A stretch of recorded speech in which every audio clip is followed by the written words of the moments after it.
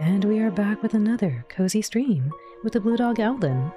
And today's game, Saintess of the Golden Bow. A special thank you to Transparent Games for providing us a copy of this on the PC. It says here, trapped in a time loop as the Saintess of the Golden Bow. Every choice matters and every death is a second chance. Use knowledge from past timelines to unlock new paths and strengthen bonds in this otome visual novel. Can you rewrite fate? Or are you bound to relive despair forever? This game is scheduled for Q2 of 2027, and there is a demo available in the Steam page. I linked the game in the chat, but if you're watching the VOD, I'll put a link to the game in the VOD description below. This is a really fascinating one. It's as far as I understand, I think we're getting basically isekai'd into somebody's into somebody's other world, and then we're like an NPC basically. So I'm curious to see how it's gonna play out. Why don't we go ahead and jump into it? Yes, please stretch a little. Already more than 5 hours of stream and stretching. Thank you, Toshiro. Ooh, I flex too. I flex. Let me do that. Thank you. Little known fact, but if you use the pet routine, that's basically my version of stretching. Because I get to go, yay. I get to stretch my neck. I don't know if there's anything configuration-wise to show off. I think it has the typical stuff from a visual novel with like, I guess you change like open dyslexia, you want to see that. Text speed, the audio. I might need to adjust this as we get further into the game. Thank you.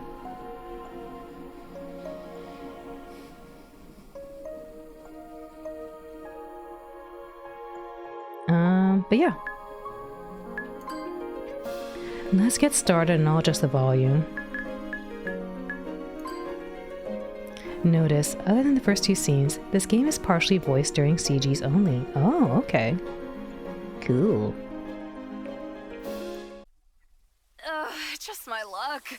Why does it have to be pouring now? Oh, I want to go home. Oh no, Celine. This is pretty art. Do let me know if the volume's okay as we keep going on. I'll be soaked by the time I reach the subway. No, you need an umbrella, girlfriend. The rain's hitting her hard. I run down the street, passing by shops that are already closed long ago. Hunger gnaws at me. That's what I get for working late. I hold my bag over my head, but my attempts to block the rain from soaking me are futile. Cars speeding down the street pick up puddles that shower me in rainwater. This morning, the weather report said it wouldn't rain, so I didn't take an umbrella with me, or even a hoodie. The damp cold seeps into my body, making me shiver. This day sucks. This day sucks. She has really pretty eyes. My thoughts wander back to earlier. Yet another workday where my boss yelled at me, and I had to cover for my sick coworker on top of doing my own tasks. I didn't manage to complete all of my assignments, hence the necessity to stay late at the office. If only I actually got overtime to pay. If only I actually got overtime pay every once in a while. Today's Thursday, and I've already worked past closing 3 nights this week. An office job sucks. She does not like her office job. I recently graduated from college and got this boring job where all I do is call people to sell them beauty products. Not my dream job at all. But in today's job market, I should be grateful to even have a job, shouldn't I? Adult life sucks. She doesn't like the adult life either. It hadn't taken me long to tire the monotony of getting up in the morning, riding the subway to work, spending all day doing boring tasks, and then coming home so exhausted that I just want to curl up under a blanket and read web novels. Curl up under a blanket and read web novels? You gotta get the little, like, coffee or, cozy hot chocolate, too. Speaking of which, I got a notification on the web novel app that my favorite book was updated. Being the heroine of a fantasy romance novel would be such an amazing life. Fighting to save a kingdom from impending doom, wielding magical powers, and falling in love with a hottie. Falling in love with a hottie. So she wants to be the heroine of a fantasy romance novel, fighting to save the kingdom. using magical powers and then falling in love with a hottie. I should take a look at the app. It's the only solace I get in my sad existence. Are you looking at the app on the road? You need to get out of the road. I pull out my phone and unlock it. I open the app, looking at all the updates. I don't care that droplets of water fall onto my screen. I just want to know how many new chapters are live. I've got so much to read on the subway. You should wait to the subway before you start reading here. 3 new chapters, and I'm almost at the subway entrance. Oh, just a little bit longer, and I'll be able to immerse myself in a much more interesting world than the one I live in. I run through the crosswalk. Oh no, did you look both ways? What? What? Auto Mart. Law firm. Oh no! By the time I look up to see the light was actually red, not green, it's too late. I'm in the middle of the crosswalk with a truck driving straight at me.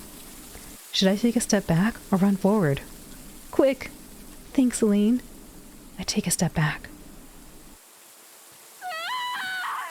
I don't think she made it. It hurts. The pain, it's excruciating. My whole body hurts so much. I'm dying, aren't I? The suffering is too great for me to handle. I need to make it stop. Truck time. No, not truck coon. I need to let my life go. The next thing I know, I'm floating in a cotton-like substance. I feel comforted, safe even. Have I really died? Am I in heaven now? But I wanted to read the last chapter of my favorite author's new web novel. Isekai! We're getting isekai'd. Now I'll never find out what happens to the heroine in the end. A chuckle escapes me, a loud sound in this quiet place. I'm pathetic, aren't I? I died, and now I'm just thinking of my hobbies, not my parents or my friends. What is that sound? In the emptiness, I can hear someone singing. An angelic voice. It's calling to me. You must fight on. You must fight on. I must? But I'm dead. I don't have to do anything. And no one formatted her PC. They're gonna see all those webcomics. Don't sure they're gonna pop that up and be like, you got 3 new chapters of that webcomic, huh?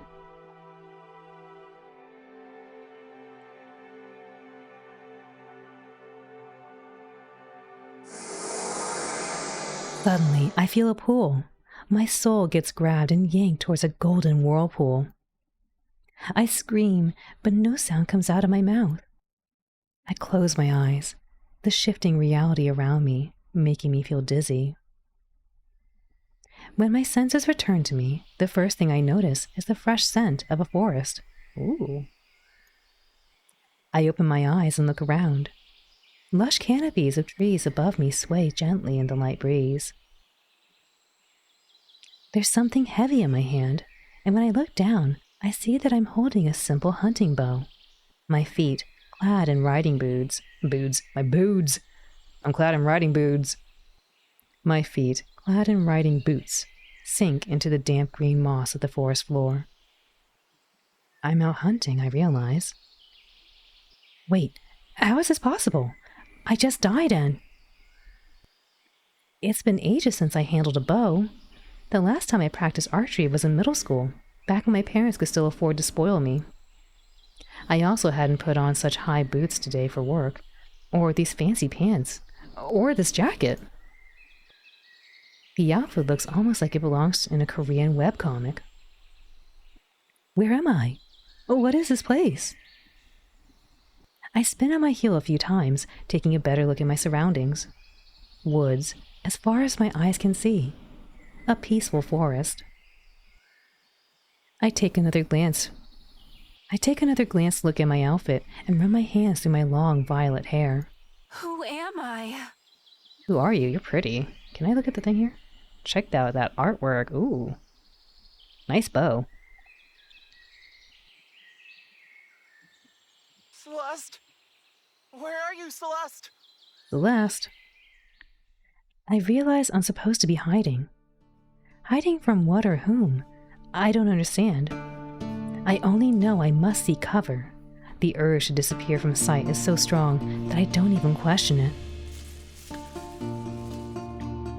She's hiding. I find a thicket of bushes and dive into them. From my hiding spot, I observe the situation, holding my breath. I feel like this is a little loud, so maybe I might configure this.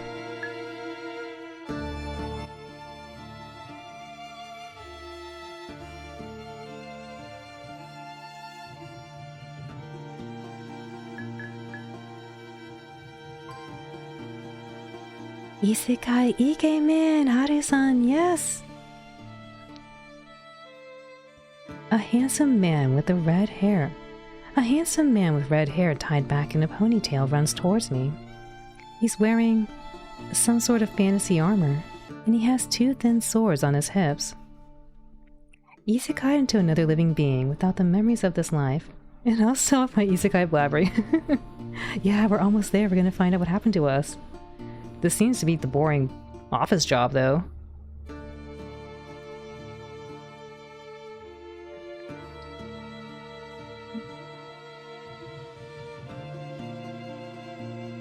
I recognize this person. This man is my knight, Levi Parent. Wait, I don't have a knight. I'm Celine. I'm a 21-year-old simple office worker, fresh out of college with a job in sales. Am I still the person I was half an hour ago? Or have I fundamentally changed somehow? No matter my outward appearance, I'm still Celine. Levi turns left and right, searching for me. Celeste? Please, come out! Failing to discover me, he runs off. I recognize this guy's look from somewhere, and the name Celeste is familiar too. No. I couldn't have. Did I get reincarnated? Here? Out of all the books or games that could have been the setting for my reincarnation, why did I have to end up in the BL tragic fantasy web novel? Why this one?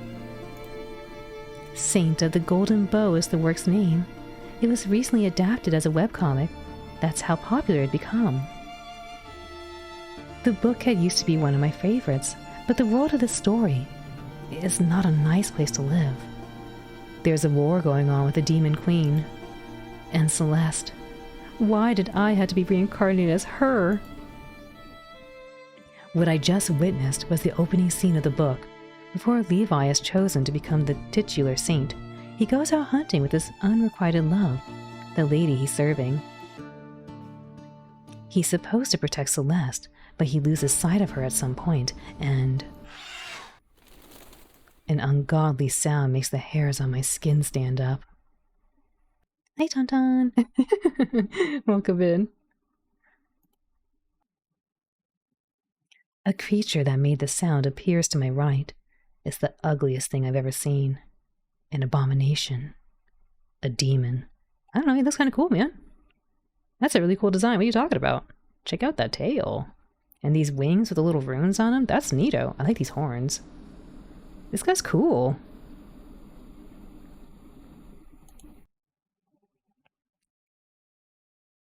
The imp's leathery wings flap in the air. Then the creature flies towards me. It has spotted me. This is the moment where Celeste oh no! Decaris, maybe. Decaris, maybe. This is the moment when Celeste Decaris dies a miserable death to become part of Levi's tragic backstory. But I just died by being hit by a truck. I don't want to die again. Especially not in a scripted event when I'm supposed to just fade away so I can serve as part of someone else's tragedy. I may have frozen when the truck was driving at me, but no, I won't let death claim me again so easily. The imp is still far enough away from me to attempt to save my life. I have to act quickly. The monstrosity is coming closer and closer. My hands are sweaty, and my arms are shaking. I refuse to give up. Shoot the demon with the bow. Call for Levi's help as loudly as you can. Shoot the demon with the bow. I pull out an arrow, draw back, and aim at the imp that's flying straight at me. Now I feel it's a little quiet. I'll raise it up a little bit here.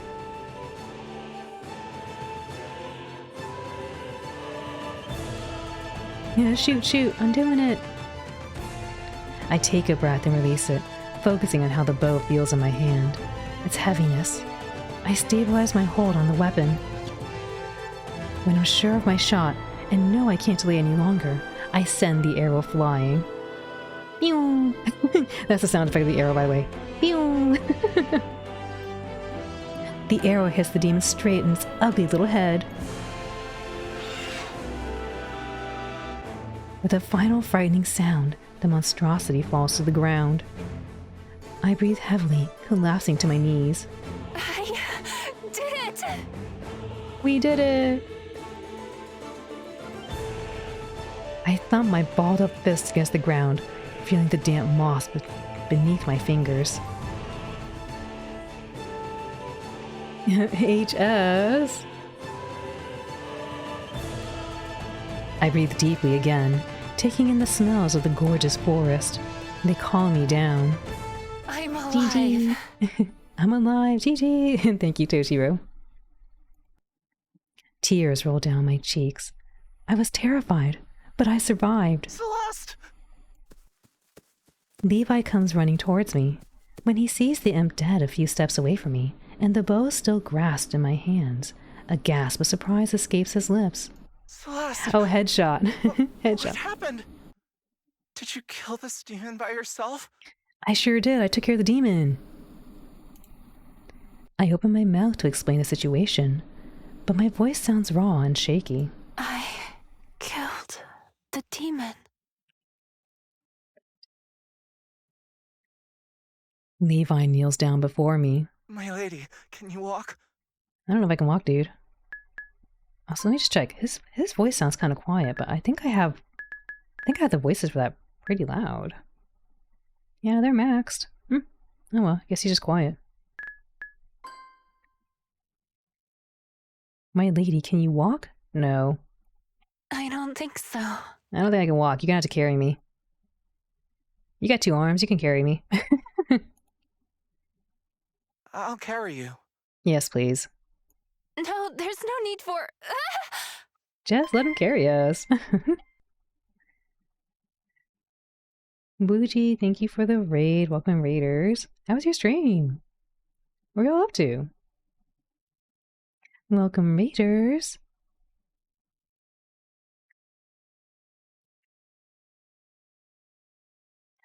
Motor Slice. Ooh. How did Motor Slice go? Hope you had a fun time. For anyone new, welcome in once more. My name is Owlin. I'm a blue dog, and I play through a variety of games, showcasing hidden gems. Today we're doing a special event. We're showcasing hidden gems from the Otome Game Celebration Festival, and we're playing through a dark fantasy visual novel right now. I think this one might be a little more humorous, but yeah, we just got isekai'd apparently. I hope you'll enjoy your stay here with us. Thank you. I was playing Motor Slice. It's like Mirror's Edge and Shadow of the Colossus. Dude, that sounds super cool. Is it new? Or is this like an older game I never heard of? Dude, Mirror's Edge and Shadow of the Colossus? That sounds neato. So like some parkour and, well, I guess like free running and then going up giant beasts. Just beat it? Hey, GG. Oh, it's new. Okay. I was like, I never heard of this. I feel like I would have heard a game that had a combination of 2 really awesome games. I'll have to check that out. It came out on the 5th. Oh, okay. This makes sense. I'll check that out. Wow. Well, GG on clearing. Oh, Bougie, if you do need to go do some post-stream self-care, please do take care of yourself. Please stay hydrated, do a little stretch, get a snack.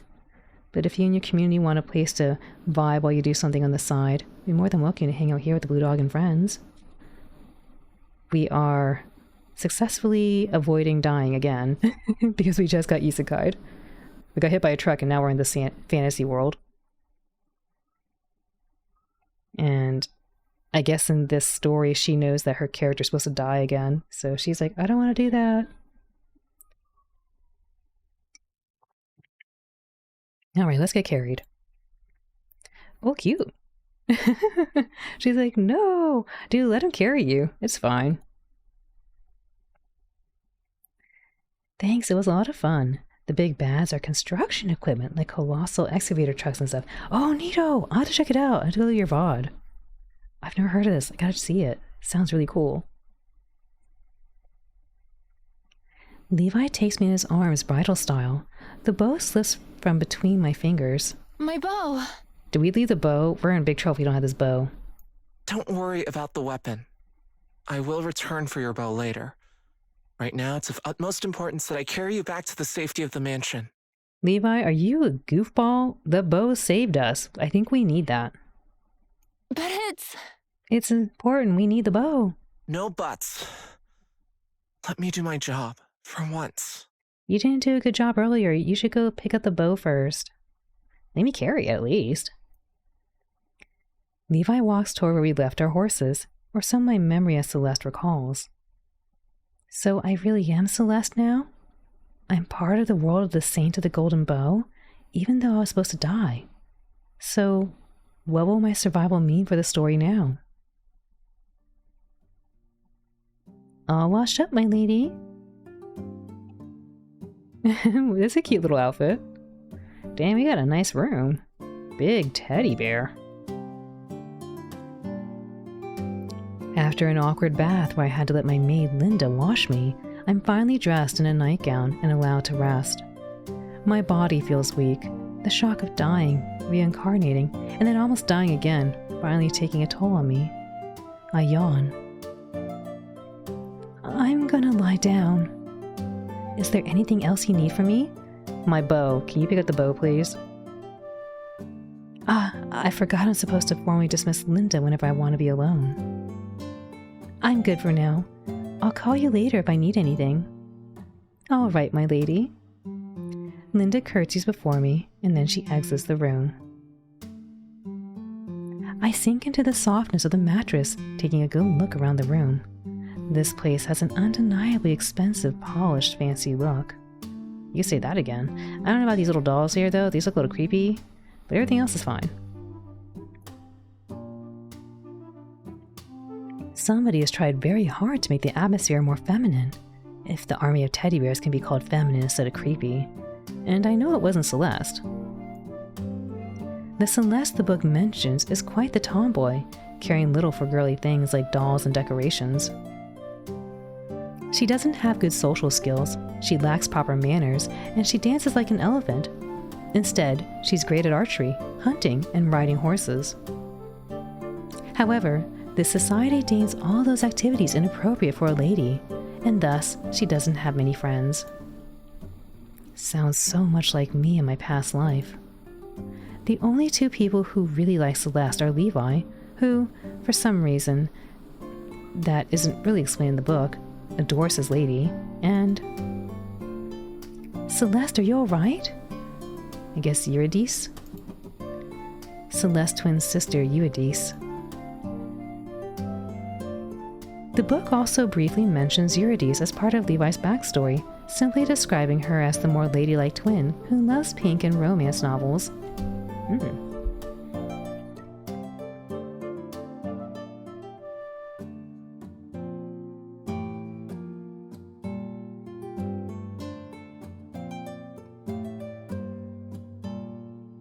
Ooh, that's too hot. Sorry, I'm gonna get a sip of water.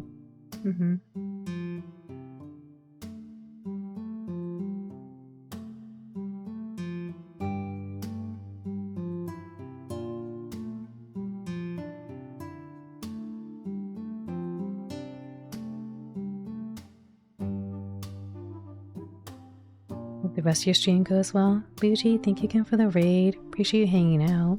Hope to see you again next time. Have a good rest of your day.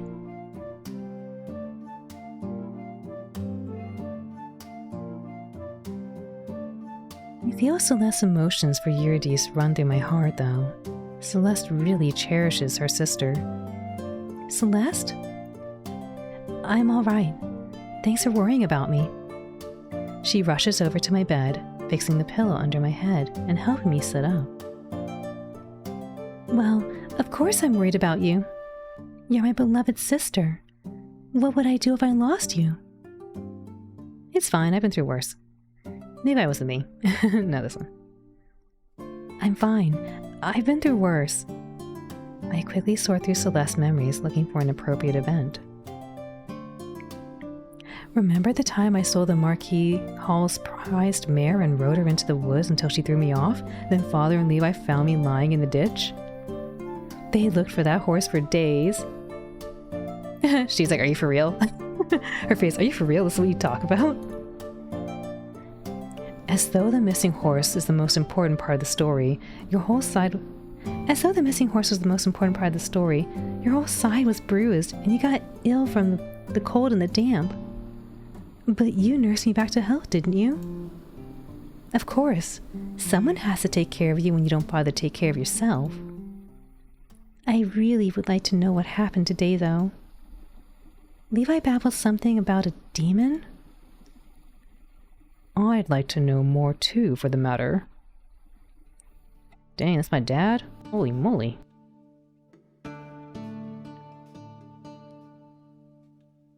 Father walks into the room without knocking or otherwise warning us of his presence. The joy I felt at talking to Eurydice momentarily evaporates. What happened today that's left you so disheveled? I looked down at myself.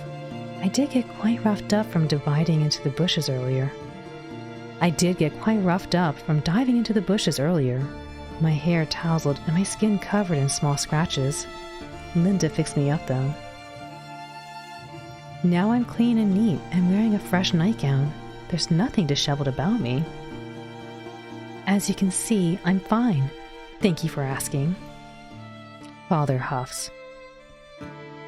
You and your sister's 18th birthdays is in 3 days.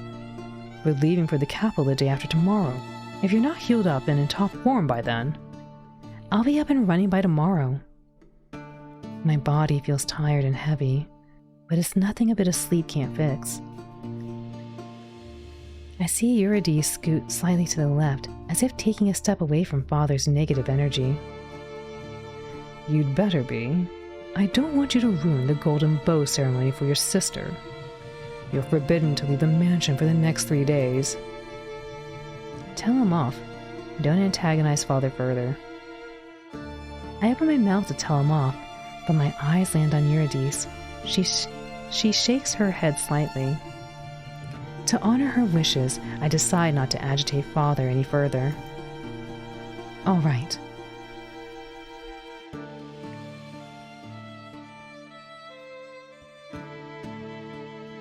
I nod. I don't feel like going hunting or horseback riding anyway. Someone would quickly notice that I'm not as good at those activities as Celeste should be. I'm still not sure how much of her skills I can access for myself. Levi sat in front of me himself on his horse to return to us to the mansion earlier, so I have no idea if I actually know how to ride a horse myself. I only rode a horse once or twice at Celine when I was a kid, not nearly enough to match Celeste's experience. Now tell me what happened. I killed a demon. You... what? Levi said you two had encountered the demon, but I assumed he was the one to kill it. I shake my head and smile. I shot an imp with my bow. What was such a monstrosity doing in the middle of Licoria Empire lands? We're far from the war front. The imp was conveniently there to kill Celeste for Levi's tragic backstory. I want to tell him the truth, but of course I won't. Father and Eurydice would take me for a madwoman if I babble about them being characters from a novel. I don't know, but the monster attacked me, so I killed it. Father sits down on the chair next to the entrance of my room and hides his face in his hands. I knew my daughter wasn't much of a noble lady, but this... My sister and I share a smile. Where was your knight when the demon attacked you? I ran off on him again. I wanted to hunt on my own. Of course. A big yawn escapes my lips. I cover my mouth with my hand. Rest. Father gets up and gestures for Eurydice to leave. Eurydice nods and walks behind him out of the room. She turns back to me when she's in my doorway and gives me a warm smile. Get some rest. I'll be back later. I sink more deeply into the bed, making myself comfortable. It doesn't take long for me to fall into a dreamless slumber. When I wake up again, the rays of morning sun pour into my room. I get out of the bed and stretch to make sure my body is working properly. I feel refreshed after my long sleep. No more weakness in my limbs. Everything's in order again. I walk to the desk and sit down. I take a fresh sheet of paper. I hesitate when I realize there's only a quill for writing, but I won't be stopped. I produce a few scratchy letters.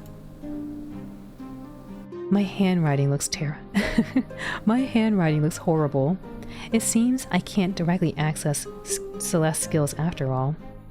That's quite inconvenient.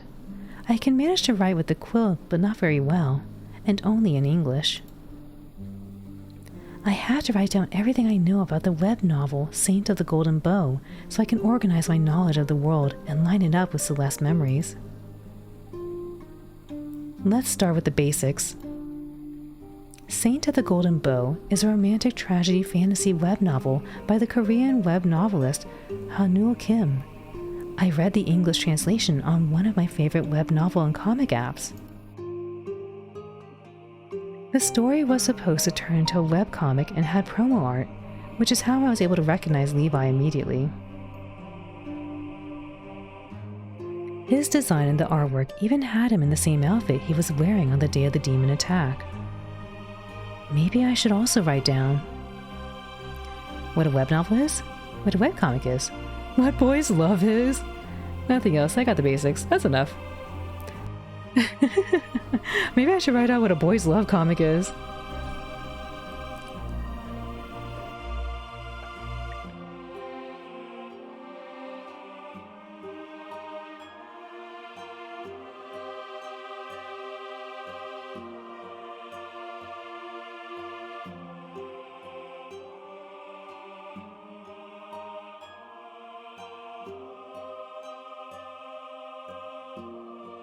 Ooh, that water's hot. Gotta take that slowly. Good night, Turquoise. Get some good rest. Thanks for hanging out. What a web novel is? What a web novel is? Since the beginning of the 21st century, web novels have been immensely popular in South Korea. A web novel is a novel first published on the internet. Readers unlock chapters and interact with what they are by reading comments. Web novels try to be very long in order to maximize engagement. Saint of the Golden Bow was an exception. It wasn't that long of a book, but it still got over 100 chapters. She reminds me of your illusion form. I can kind of see a little bit of it. Get some good rest, Turquoise. Dude, I want to have a cute little nightgown. It was translated to English and published on one of my favorite web novel and comic apps. I was grateful for the chance to read it in English, as I don't know Korean. Webcomics are often adaptations of web novels. Each episode is published on a reading app as a long vertical strip. Some even feature music composed specifically for the chapters, but those are rare. Unlike other Asian comics like manga, webcomics are in color. They are published digitally too, though sometimes they also end up being printed as books. There's a very popular genre of webcomics right now called otome isekai. In those stories, a girl from Earth dies and is reincarnated as a character in a visual novel or web novel. Sounds familiar, doesn't it? I've been isekai'd, haven't I? Not as a villainess, though, a bad character, like in most of those stories. Instead, I'm what is referred to as an extra, an insignificant character. Maybe that's for the best. After all, being a minor character means I couldn't have messed up the story too much by avoiding my planned death in the plot.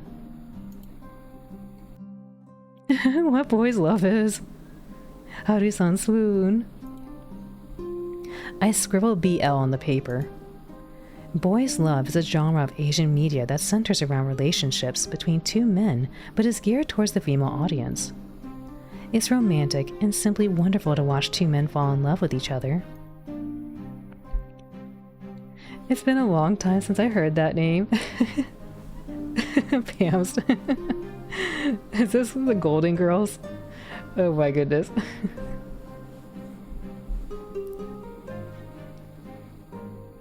I'm really such a simp for good BL romance. Nothing else, I got the basics, that's enough. Nothing else, I got the basics, that's enough. I get up for a moment and wander over to the mirror. I touch a hand to the glass. The design of Celeste wasn't included in the promo art. I take in my new features. Violet hair and pink eyes, a slender figure. Wow. There's no denying it. I'm really not Celine anymore. The understanding that I have reincarnated into the novel finally settles in my mind. I feel calm, calmer than I ever thought I would be if something out of a novel suddenly changed the course of my life.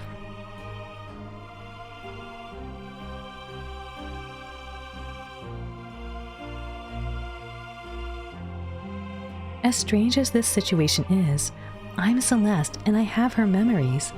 But somehow, I'm Celine as well, equipped with knowledge of this world that Celeste never had. I walk back to the desk and sit down. sit back down.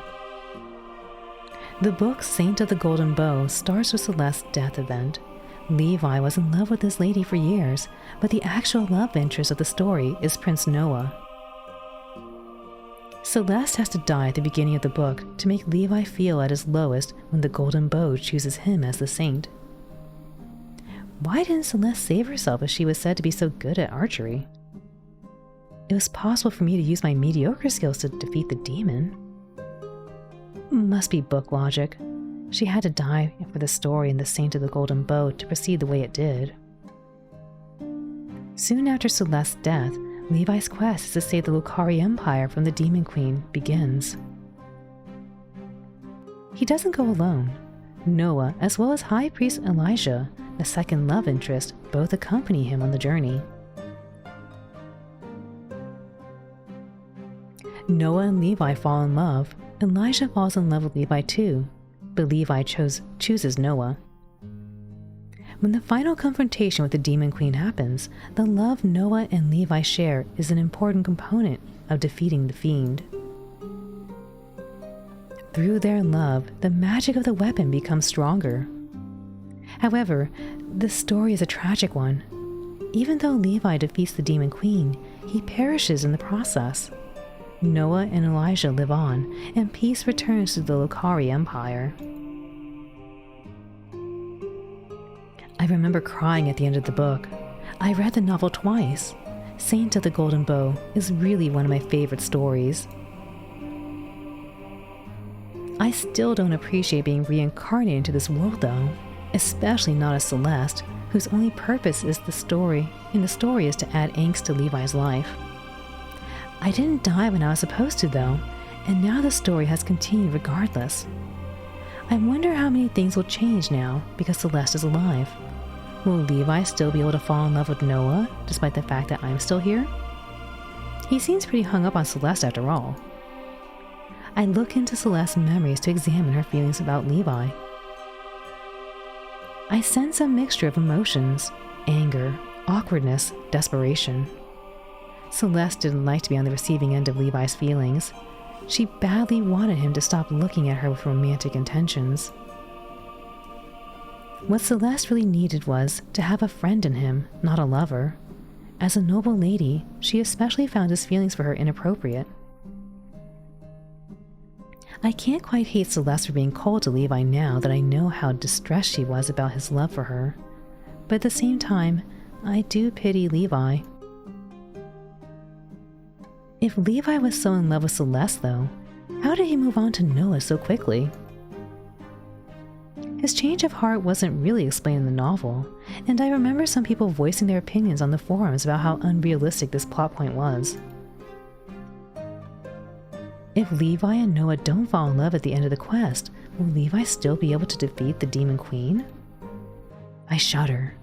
What have I broken this story beyond repair by avoiding my demise? On the day of Celeste and Eurydice's 18th birthday, Father takes us to the capital to attend the Golden Bow ceremony. Levi had his 18th birthday a few days ago as well. Since he's of the lower standing than the Count's family, Father got the approval of the church for Levi to attend our ceremony together with us instead of his own a few days earlier. Now Eurydice, Levi, and I stand in the middle of the chapel in the royal palace in Solus, Lokari Empire's capital. Behind us are the many other people who will be tested. Before us, the High Priest Elijah Soren takes a spot behind the titular golden bow, the fabled artifact that will choose the saint one day. I know that day will be today, since Levi is the one who will be chosen. I eye the bow with suspicion. Light reflects off its gold-covered surface. The design is pretty and elaborate. Looks like a pain in the behind to use as a weapon. Too ornamental for my taste. We are all gathered here today to see if the golden bow, the weapon given to us by our Lord to help us one day defeat the vile Demon Queen, will finally choose its saint. Oh boy, the bow's gonna choose somebody, hopefully to defeat the Demon Queen. On this beautiful morning, when the sun's rays fall through the windows of our chapel, let us give our gratitude to the Lord. He has given us means to end the war that has been raging for so many decades. I've never been particularly religious, even in my past life. I especially don't believe in a fantasy god, but... Let us give our gratitude. Let us give our gratitude. Let us give our gratitude. She doesn't sound excited. Let us give our gratitude, oh boy. 20 years ago, the blessed blacksmith was bestowed with the Lord's inspiration and crafted the golden bow. Let us give our gratitude, G.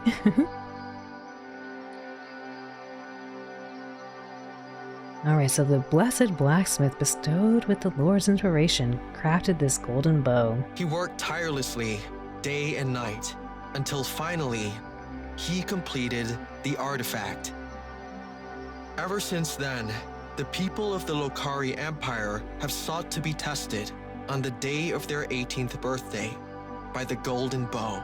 The artifact will choose its wielder. Wow, they gotta turn 18? What's this bow waiting for? That person will become the saint and be tasked with defeating the Demon Queen, who has terrorized our borders for 23 years. The Lord has given us memes to face evil. You don't like this? I will now call forth today's attendees to be tested. Each of you just needs to touch the golden bow once, and its judgment will be bestowed on you. How do you know what it's gonna do? Is the bow gonna glow or something?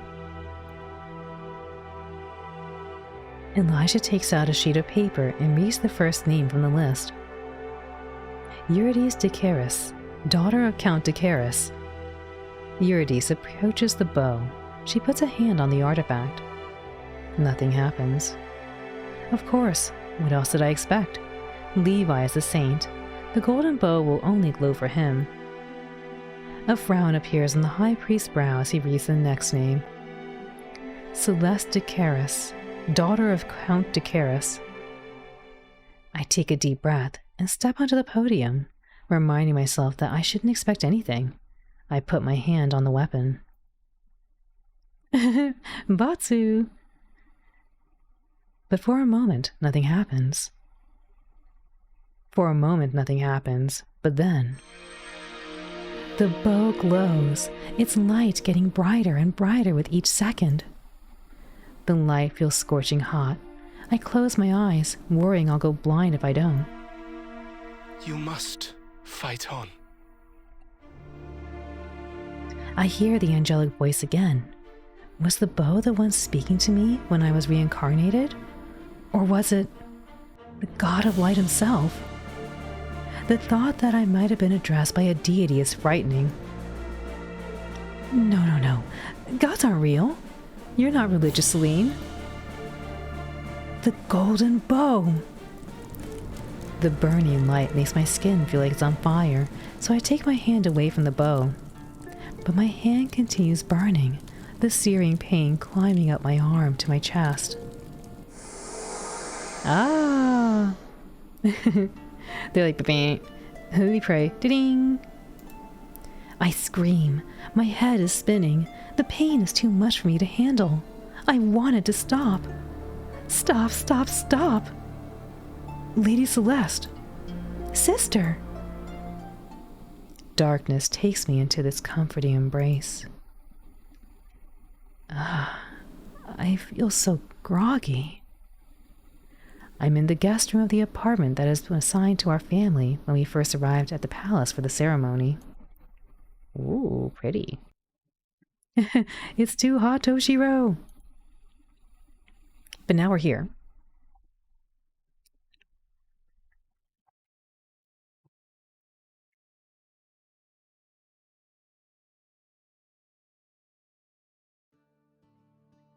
Lady Celeste can't be the Saintess of the Golden Bow. The role is too dangerous for her. I turn my head to the left. Levi and Eurydice stand by the door. Neither of them notice I'm awake. Just imagining her going on the dangerous quest to defeat the Demon Queen makes me terrified for her life. We have to stop the church and Empress from declaring her to be the Saintess. Levi, it is not for us to decide who the Saintess is. Neither is it the choice of the church or the Empress. It's the God of Light who singled out Celeste to be the savior of our empire. This must be some kind of mistake. Levi, you're committing blasphemy here. You can't go against God's wishes. But Lady Celeste is. Look, I know you're worried for my sister, but please mind your words. If someone other than me hears your opinion about God's choice, you may get in trouble. So, I really am the Saintess of the Golden Bow. Levi and Eurydice turn to me. Eurydice runs up to the bed and takes my hand in hers. Celeste, you're awake! How are you feeling? Fine, I think. Just a bit tired. You really scared us in the chapel. You screamed like someone was tearing you apart. The light of the bow entering my body felt like it was burning me. That sounds horrible. I squeeze Eurydice's hand, trying to comfort her. I can't be the Saintess. It was supposed to be. I cut myself off when I realized I almost just said that Levi was supposed to be chosen as the saint. Why me? I don't want to be the Saintess. I'm sure you'll do fine. You're excellent at archery. I'm not as confident about my fighting skills as Eurydice is.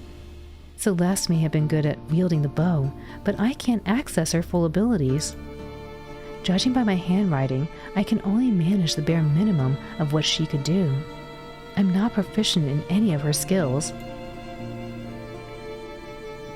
What's going to happen to me now? The Empress has summoned you for an audience 3 hours from now. What does the Empress want with me?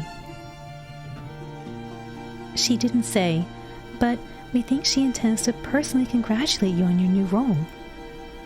All right, I suppose I should start getting ready then. First, High Priest Elijah requested to check on you as soon as you woke up. Check on me? With his light magic, he wants to see if your body and mind are all right after being touched by God's grace. I would really prefer to be alone now, but there's no time for me to mull over what has happened.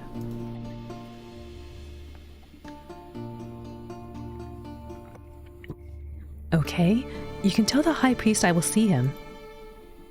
I'll go bring him here. Levi turns around and walks out of the room in long strides. Eurydice gives me a comforting smile.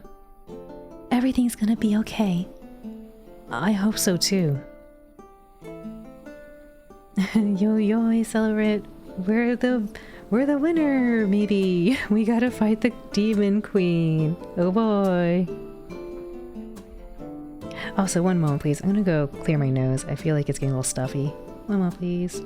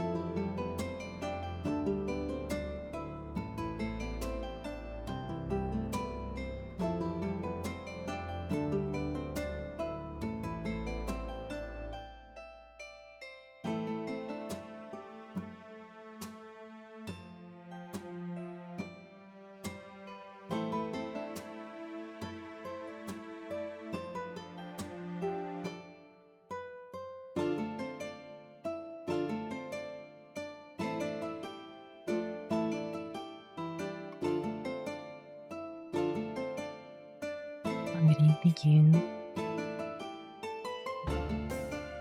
This music is really nice, isn't it?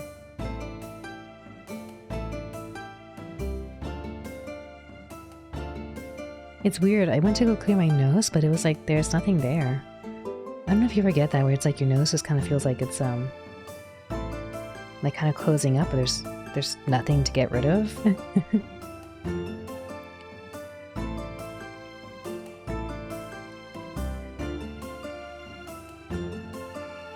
Silence falls between us, but it's a cozy, warm kind of quiet. I get the feeling that, no matter what happens, Eurydice will support me. I envy Celeste for having such a great sister and friend. Maybe I should ask her to clarify some matters for me. Eurydice, what exactly does it mean to have the role of the Saintess? You will have to defeat the Demon Queen by shooting an arrow from the golden bow and striking her heart. You're also expected to become a person people look up to. What do you mean? Someone who people will believe will save them. Someone strong and reliable. I already think you're plenty strong and reliable. Now you just need to convince the people that you are. I see. There's also the matter of the Saintess needing to be a key player in the politics of the Empire. Though, without the support of a faction, you won't be able to achieve much. A faction? Yes, the Empress rules the Lucaria Empire, supported by the Emperor Consort. She has one son, the Crown Prince Noah. Then, there are 3 factions in court, each one respectively led by a duke, a duchess, and a viscountess. Do these factions have names? The warlike faction led by Duke George. The warlike faction is led by Duke George. They want the Empress to increase support for the war efforts of the Empire. The artistic faction is the group of nobles who flock to Duchess Penelope. They want the Empress to focus on supporting creative patronage and research while diverting financial support from the war. Then there's the conservative faction led by the Viscountess Letita. They pride themselves on not siding with any political opinion outright. They support the positions of the other factions as they see fit and try to maintain balance between the politics of the Lokari Empire. Finally, there's the head of the church, High Priest Elijah Soren. He offers the priesthood's opinion and input when it comes to political matters. That's a lot to remember. The political side of being the Saintess will come into play more once you complete the mission to defeat the Demon Queen. You don't need to worry about the politics for now. Am I part of the church now? You're not a priestess, if that's what you're asking. You're still a noble, so you can marry someone of noble standing if you like. You're not sworn like the clergy to only marry within the church. I remember the subplot regarding Elijah. He was unable to be with Levi because Elijah was only allowed to marry someone from the priesthood. Forbidden love, a popular trope. It was an unusual plot point for a web novel to explore, a religious figure falling in love.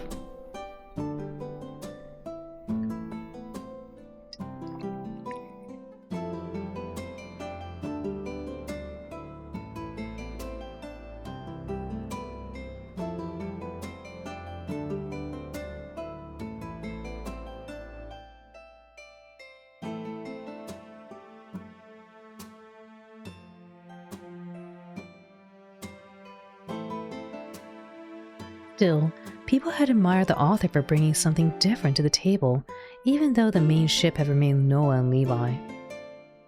Marriage? That feels so far away. We're 18 now, so Father will probably help us find suitable suitors soon. I would like to marry for love, if at all possible. Love. Love was one of the components needed to defeat the Demon Queen. Levi and Noah's love. Would I have to fall in love with someone now that I was a Saintess? Do you have someone in mind for marriage? What? Maybe? You can tell me. I'm not going to tell anybody. Maybe another time. I'm not ready to admit it to myself. All right. Do you have any other questions for me? I'm happy to help. Let's see. How long has the Empire waited for the Saintess? As the High Priest said, the golden bow was created by the Blessed Blacksmith 20 years ago, before we were even born. They said he worked tirelessly day and night for 2 weeks to create the artifact. The design was bestowed upon him by the God of Light himself. The Blessed Blacksmith said God told him in a dream that the golden bow would choose its saint when the time is right. Only the saint can wield the weapon and harness its power.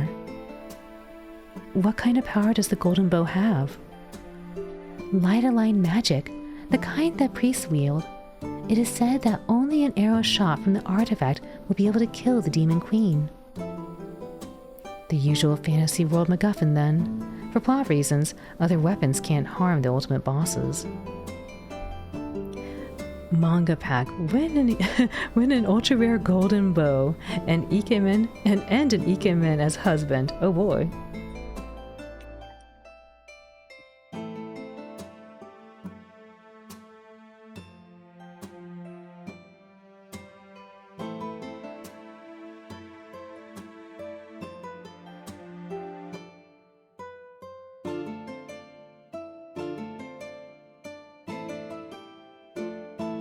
Right, makes sense.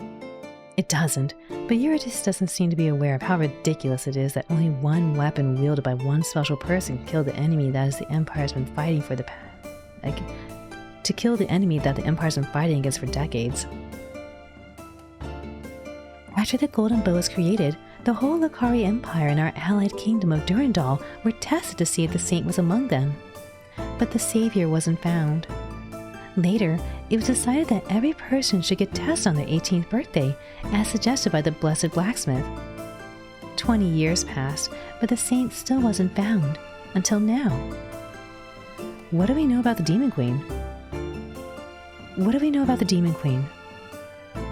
The people who have seen her said she looks like a beautiful woman, except that she has horns, a tail, and a third eye on her forehead. But she's far from human. She's cruel and dangerous. She kills humans without mercy. She commands an army of demons, vile monstrosities. You saw one. Was it as ugly as they say? The imp wasn't pretty, that's for sure.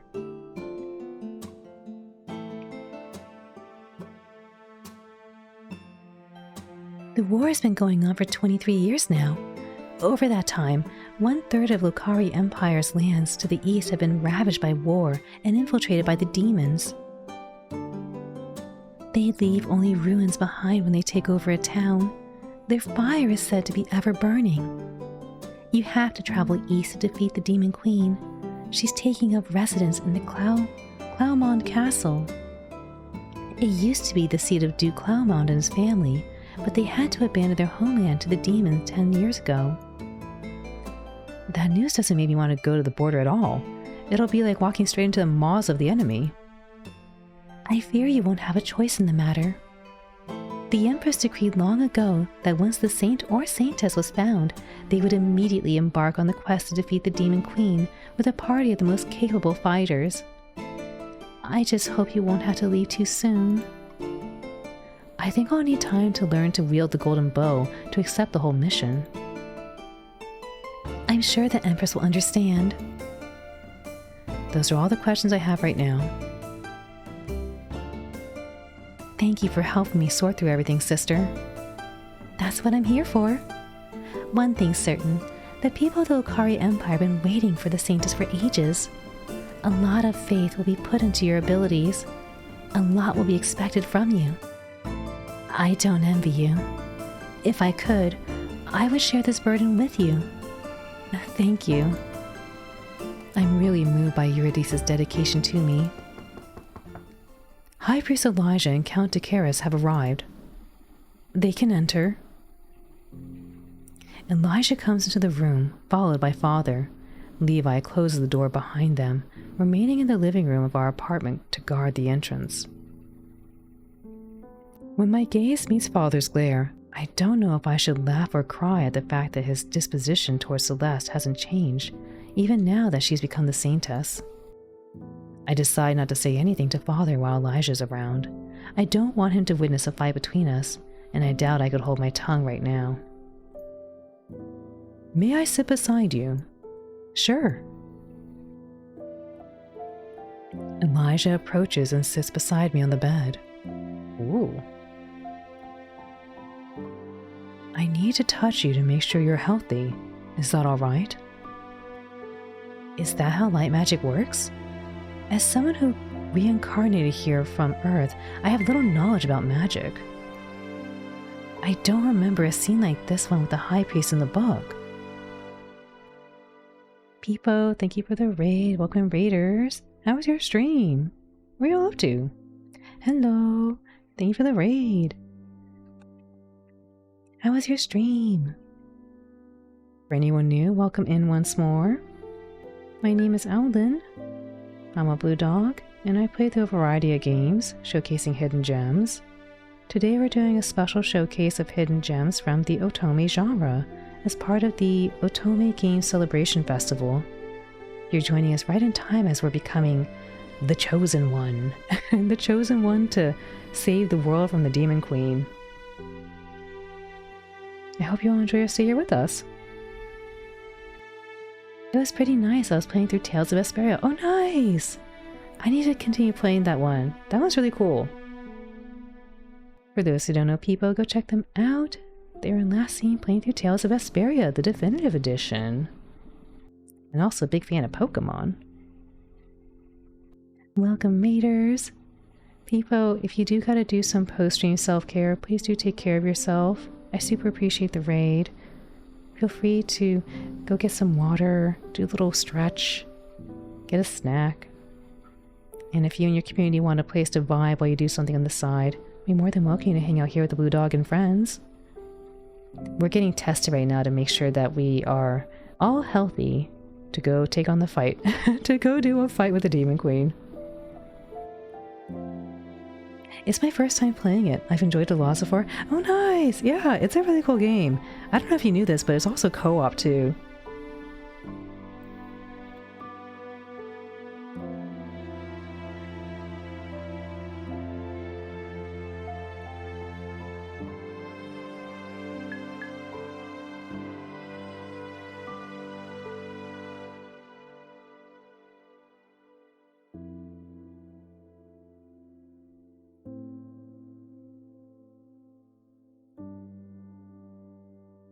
Come to think of it, Levi didn't faint after touching the golden bow.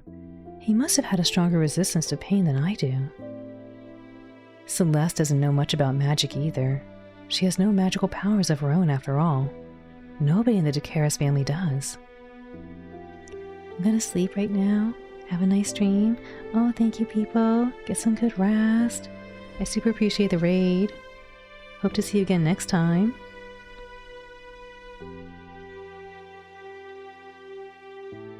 I look at Elijah. He stares back at me with a patient smile. The high priest is young for his position, but he's also really attractive. Okay. The high priest is young for his position, but also really attractive. I never thought I could consider a guy with pink hair dashing. Oh, this is pink? I mean, I guess it is. I kind of assumed it was red, with like light shining on it. He is handsome. I clear my throat, though I can do nothing to stop my cheeks from burning. All right, go ahead. Oh my goodness, that's how he needs to check? I thought he was gonna like put his hand on my hand or something. Elijah surprises me by leaning his forehead against mine. Oh boy, look at all the steam coming up. Or maybe this is the light. He's checking the light magic.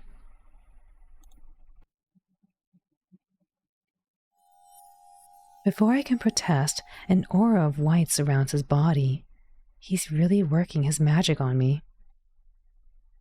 I close my eyes and focus on how his magic makes me feel. His touch is pleasant and warm. I become strangely comforted. I mean, sounds like a nice warm shower. It's a really pretty picture.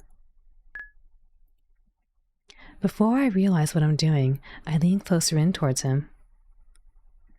Elijah's nervous and surprised chuckle makes me snap out of the comforting embrace of his magic. Your response to light magic is rather strange. Is it? I'm sorry. No, don't be sorry. The way you're drawn towards my magic is peculiar, but it's also worth studying. I've never met somebody who reacted this way. Perhaps you'd be open to meeting again before we leave on the quest, so that I can further study my magic's influence on you. Sure, we can meet again, for research purposes. I'm not sure I want to learn more about your magic, but no, let's go meet for research purposes. Sure, we can meet again. I'm likewise curious about why I felt such warmth when the high priest touched me. I'd also be interested in learning more about magic in general. My office will be open for you. Lady Celeste is healthy. I can also confirm that the golden bow's magic has entered her body. She's the Saintess. My dad's like, what? Thank you. I hope you won't embarrass me. Thanks, Dad. Not even a congratulations.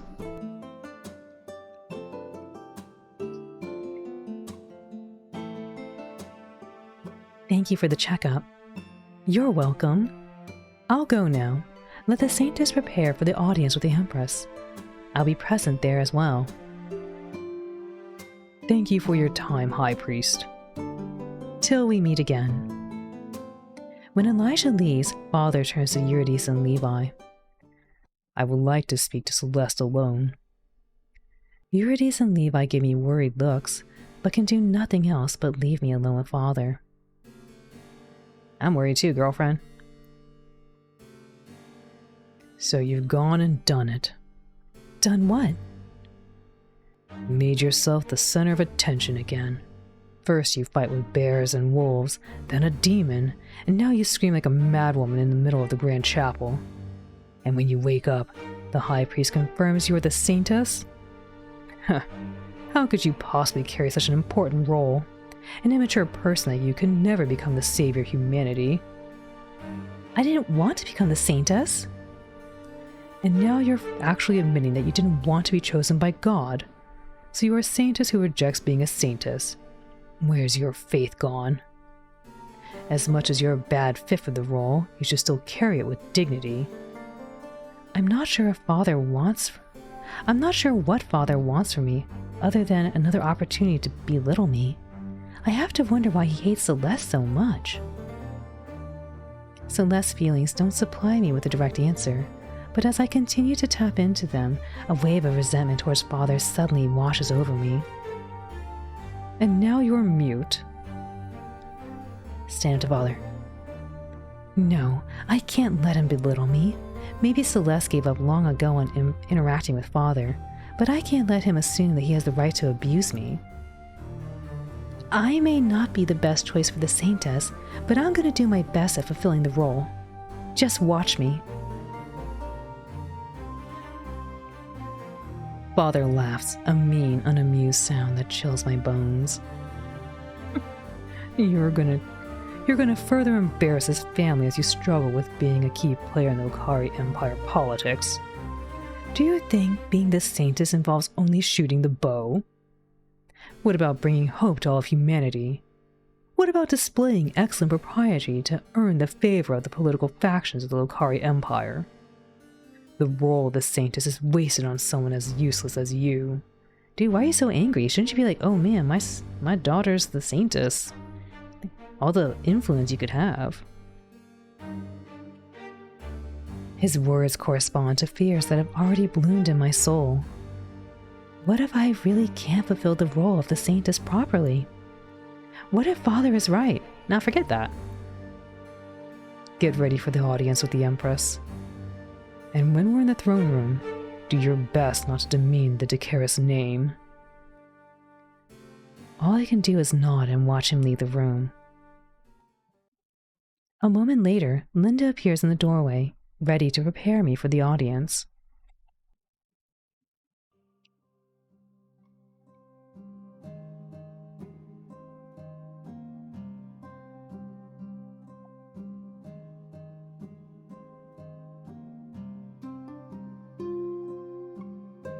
Two hours later, I follow a step behind Father.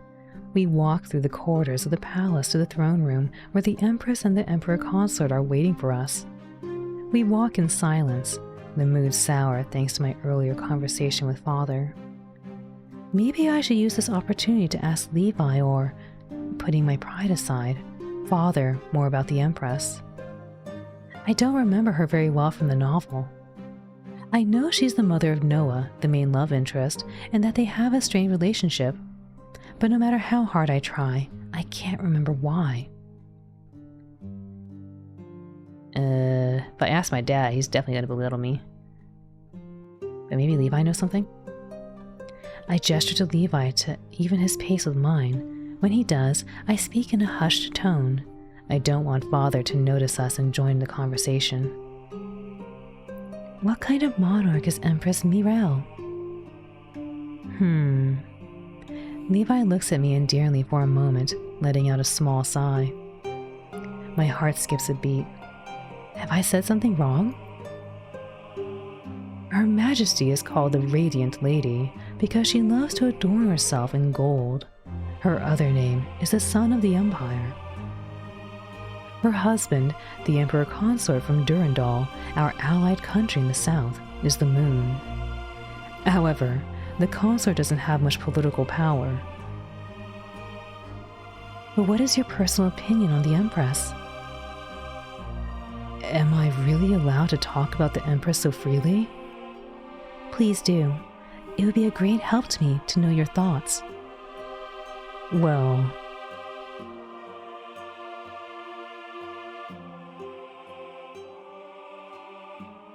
I fear the Empress, even though others look up to her as a great ruler.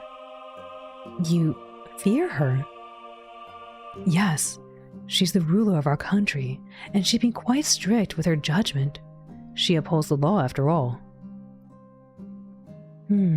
I see.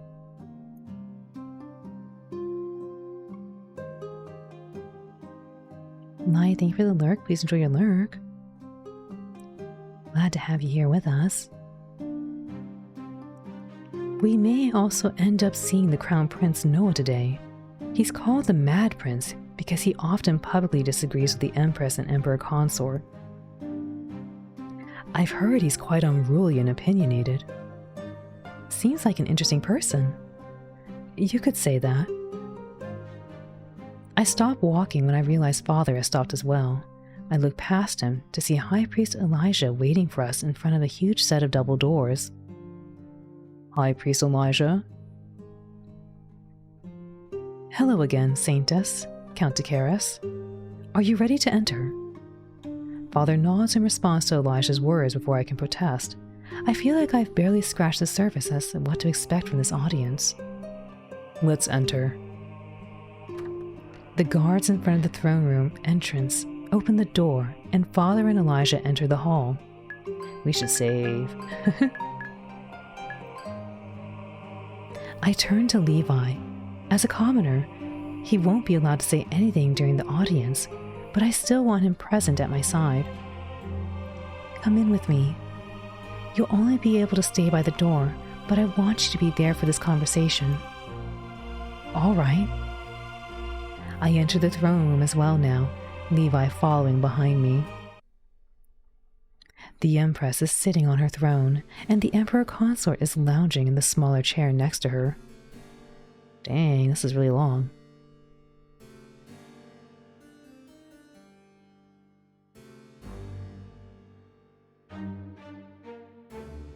A man stands in front of the pair. His clothes are no less colorful than mine, but I feel his outfit is of a simpler design than those of the men I have seen so far in this world.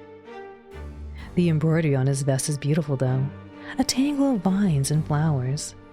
Is this how commoners of this world dress? Hi, Sri, welcome in. When our group moves in closer, I notice tremors have overtaken his body. He clenches his hands at his sides. Your Majesty, I beg of you, please help me. The Empress's smile freezes the blood in my veins. She stares at the man with such contempt, and I quickly realize what kind of ruler I'm really up against. My son, he's sick, but I have no money for medicine. Please, please let me use the magic of the priest free of charge. Elijah's mouth falls open, and he takes a step towards the man. But Father grips his shoulder. He shakes his head and says in a low voice, You don't want to antagonize the Empress. Elijah nods and mouths back. I will seek out the man later. Why would I grant you preferential treatment? Begone. I have more important matters to address. The Empress's gaze lands on us, and she beckons with her finger for us to approach. Ignoring the man's protests, 2 guards drag him out of the throne room. Wow, they weren't kidding. She really does like all that gold. I guess this is the moon. When we come closer to the monarch, I can clearly see why the Empress would be called the Sun of the Empire. Her golden dress and crown glisten in the sunlight, falling through the floor to the ceiling windows of the throne room. But no matter how beautifully dressed the Empress is, her smile makes me think I'm a mouse in front of a lion. At last, the prophesied Saintess stands before me in the flesh. I smile and make my best attempt at curtsy, following Celeste's memory. The wince on Father's face tells me I failed to move properly. Father and Elijah make smooth bows. Thank you for the chance to have an audience with you, Your Majesty. Grace to be in your presence again, O radiant lady. Of course, how can I not gaze upon the chosen heroine with my own eyes? The Empress has been waiting for her for over 20 years. Though, I'm surprised your daughter is the one who turned out to be the Saintess, Count Alaric. A nervous chuckle escapes Father's lips. She indeed possesses an affinity for archery, Your Majesty. So I've heard. Your daughter doesn't act much like a noble lady, does she? She does have a reputation for enjoying quite boyish activities. Father's face turns beet red. He's embarrassed because of me. It seems the Empress finds me lacking as well, and having her, out of all people, displeased with me is not good. It's known that Count Decaris has 2 daughters, the one who's a perfect image of a noble lady, and the one who's a tomboy. I suppose the girl that stands before us, although dressed in finery, is not much of a proper noble. Silence falls in the room. Everyone looks at me, expecting me to answer. Under the sudden attention, my mouth goes dry, and I can't find my words. Why did I think I would suddenly gain respect by becoming the Saintess when Celeste's questionable reputation had been spreading for years? Father already told me I was lacking.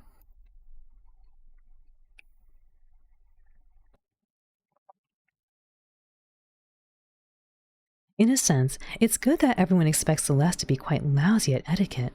After all, I have no idea how to curtsy or properly use fancy utensils or dance like a graceful noble lady. I'll do my best to be a proper Saintess. I don't want to fail the Empire, be it at archery or proper behavior. So, you want us to believe you're suddenly going to improve your etiquette skills and your knowledge of politics? That's what's expected of me now, isn't it? So I will focus on honing my skills with the golden bow, but I will also work hard to fulfill the political side of being the Saintess.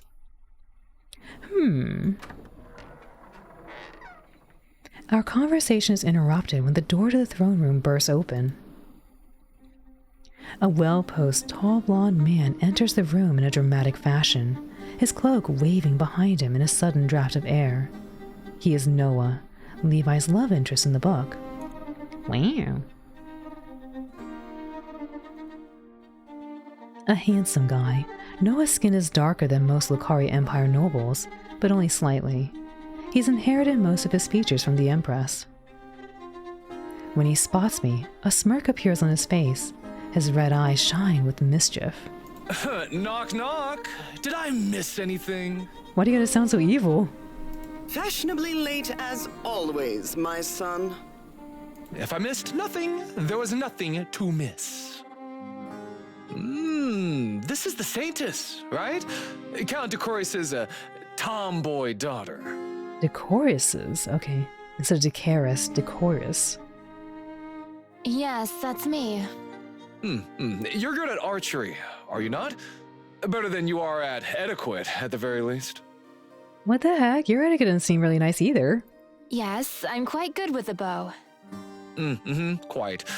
Then you'll be perfect for the role of the Saintess. This dude, you'll be perfect. How can you say that? If a lacking individual takes up such a high role in the hierarchy of the Empire... All the Saintess needs to do is shoot the golden bow and hit the Demon Queen straight in the heart. Then the war will finally be over. That's true. We just gotta get him in the heart. Is that not what you want, Mother? I want peace more than anything else.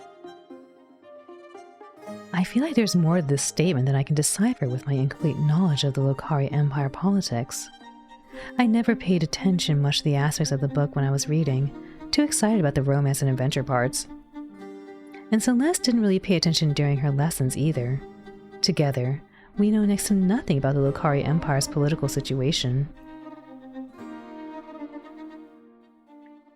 Please don't worry about anything, Your Grace. I'll defeat the Demon Queen and bring peace to the Empire. Empress Mirelle gives me a long look.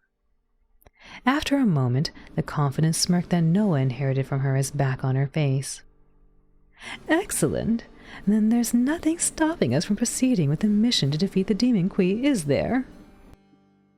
Noah, you'll be the one leading the Saintess's quest. Noah's eyes widen. He opens his mouth and closes it. But I... You will lead the quest. You will lead the Saintess's quest, and you will take the 20 best men from the Palace Guard, the Mage's Tower, and the church to accompany you. And you will leave in a month. In a month? So soon? Shock makes my heart beat erratic. With my current archery skills, I'm nowhere near ready to defeat a powerful enemy so soon. Is there a problem? You said you're great at using the bow, and that's all you need to be successful as Saintess, right? I can't deny her words, and neither can Noah. After all, we're the ones who just made those claims to her. I simply thought we'd have more time to prepare. There is no more time. Not with the Demon Queen's army closing in more and more on the capital in recent years.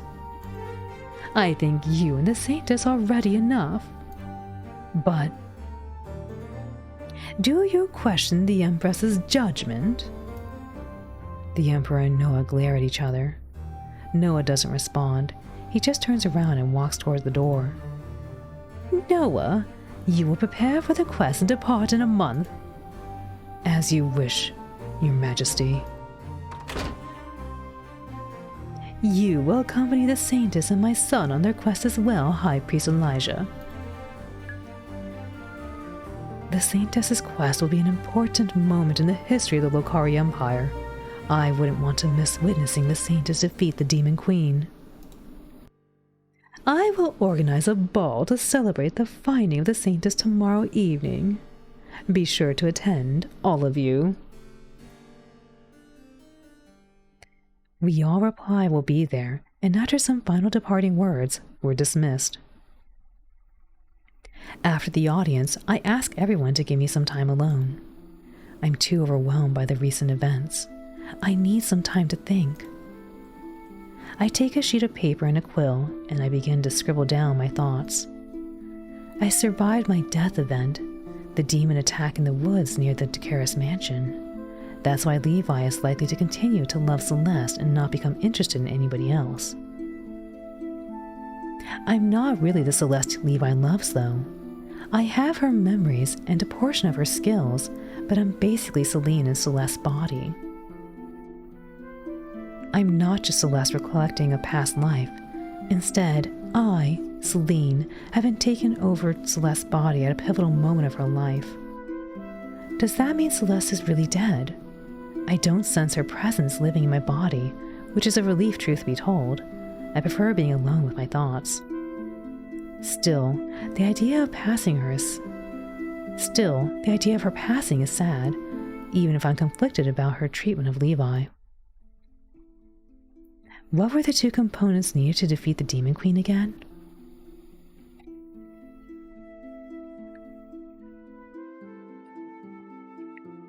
The first is the firing of an arrow imbued with the golden bow's light magic at the Demon Queen's heart and actually hitting the target.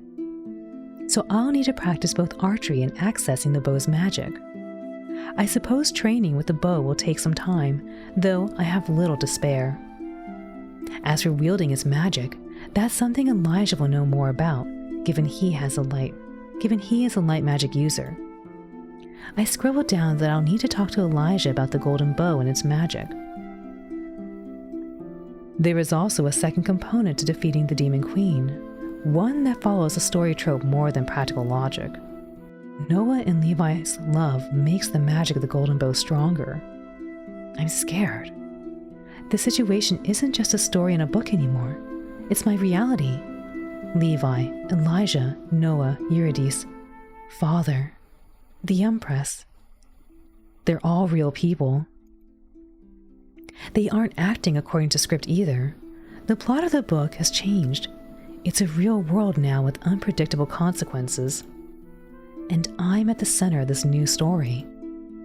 Levi dies at the end of the book, despite defeating the Demon Queen, despite Noah's love for him. Will I die again too? If I had to fall in love with someone, who should it be? Levi, who blindly adores his lady. Noah, who'd been burdened with leading the mission to defeat the Demon Queen. Elijah, who is a priest who can't marry someone unless they're part of the church. Or should I pick someone else entirely? The next evening, Linda gets me all dolled up for the grand ball the Empress is throwing in my name. At the ball, I find myself sitting at the table, staring at silverware I have no idea how to properly use. Celeste's memories aren't helping me much. Thank you for the follow. Welcome in. Glad to have you here with us. Cheer, cheer. The servants put a salad in front of me, and I pick up one of the forks. There's an offended gasp from my left. I look at the noble lady sitting to me. Pretty, pretty, Sora-san, chi. She's almost purple in the face, staring down at the fork I'm using. Hi, dragon, welcome in. Wrong piece of cutlery then. I put it down and take another in my hand. I steal a sideways glance at the noble lady. She doesn't seem to be offended anymore. A talking dog. Yes, I'm a talking blue dog. Welcome in again.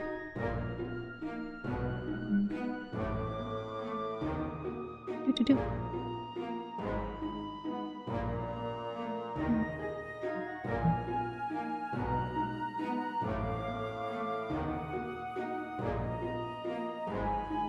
Watashi ga kita koto o shiraseru.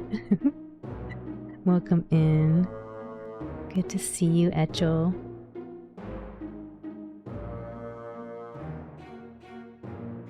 This one must be the right fork then. When everyone starts eating, I dig into the salad too, but it tastes like paper to me. I'm nervous. My clams. My hands are clammy. So you've become the Saintess, Lady Dequaris. Dequaris.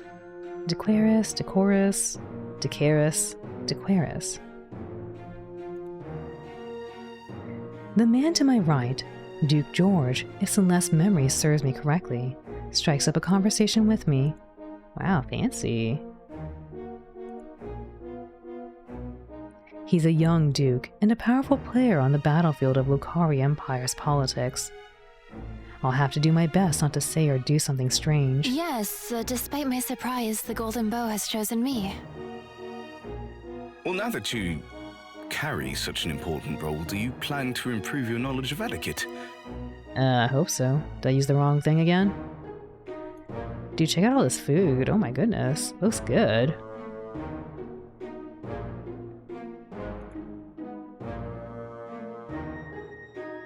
He points at my salad. Oh, come on. What am I doing wrong this time?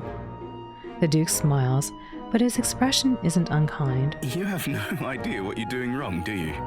No, I have no idea. Please tell me. I don't. May I? He extends his hand to me, and when I don't protest, he touches my hand gently to modify the way I'm holding the fork. Oh, come on, George. You're spoiling the fun. The lady to my left has a cruel smile on her face. Shoot, I really was eating the salad wrong after all. My cheeks heat up from embarrassment, and suddenly I find it hard to breathe. Now that I'm the Saintess, I will be watched closely. The nobles are all going to be laughing for weeks about the way I ate this stupid salad. I just know it. Excuse me. There's a tightness in my chest, which makes it hard for me to breathe. My heart is beating so quickly. I can't be here anymore. I need to get some fresh air. Are you okay? Duke George calls after me, but I walk quickly to the entrance. I walk quickly to the terrace. Once I'm away from the throne room, I run into the gardens. I stop only when I reach a small pond. Here, I put my arms around my frame, trying to control my breathing. Breathe, Celine. In and out. In and out. Don't cry. Don't cry. You'll ruin the makeup Linda spent hours putting on you to make you look like a real noble lady. Didn't think I would run into you here. I turn around when I hear the voice. It's Noah. He's drawn his sword, and his usual mocking demeanor is not present. He's completely serious when he suddenly puts his sword against my throat. What are you doing, bro? My heart beats so loudly that it feels like it could jump out of my chest, this time from fear. Does Noah want to kill me? I wish I could just kill you and be done with it. Yeah, I guess so. Confirmed. He does. But why? Suddenly, I remember the scene. I fangirled over it when I was reading the novel. This is the scene where Noah puts his sword to Levi's throat. It's overly dramatic, and most of the readers of the novel interpret it as a romantic interaction. But now I think this setup is just ridiculous. I could take a step back at any time from the coldness of the steel, and my neck would be safe. I give Noah a long stare. He's looking at me seriously, as if he's really pondering if he should harm me. I don't believe he actually will. I will entertain his antics for a while longer, just to see what he has to say to me. I want to know how much of the scene changes with me here instead of Levi. Why do you want me dead? Because you're the reason I have to go on the mission to kill the Demon Queen. And so soon. If anybody less capable than you had been chosen as the Saintess, Mother wouldn't have told us to leave within a mere month. Well, we could leave in a month and just take forever to do it, right? She didn't say it had to be done in a month.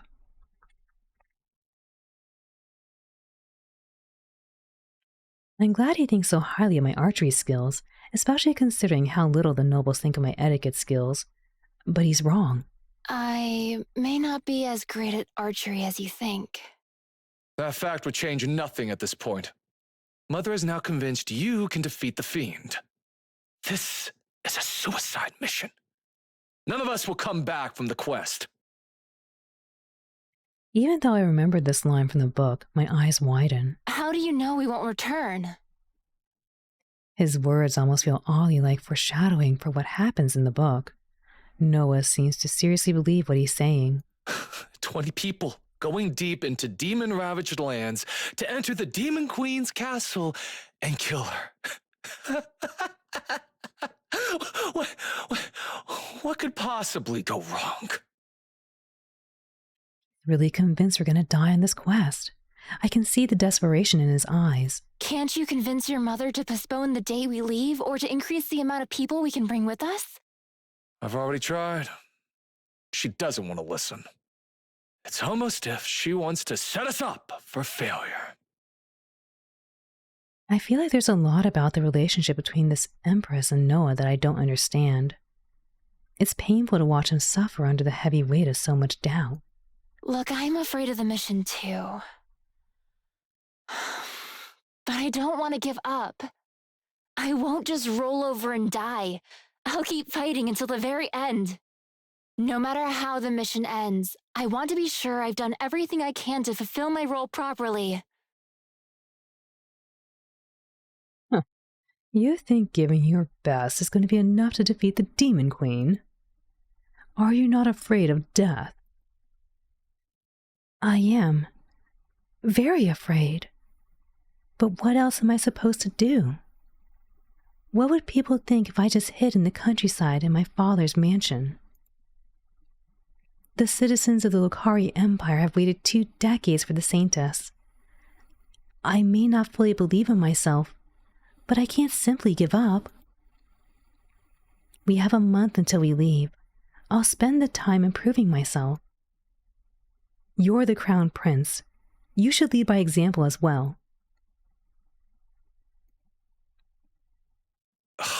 You're right. I can't just give up.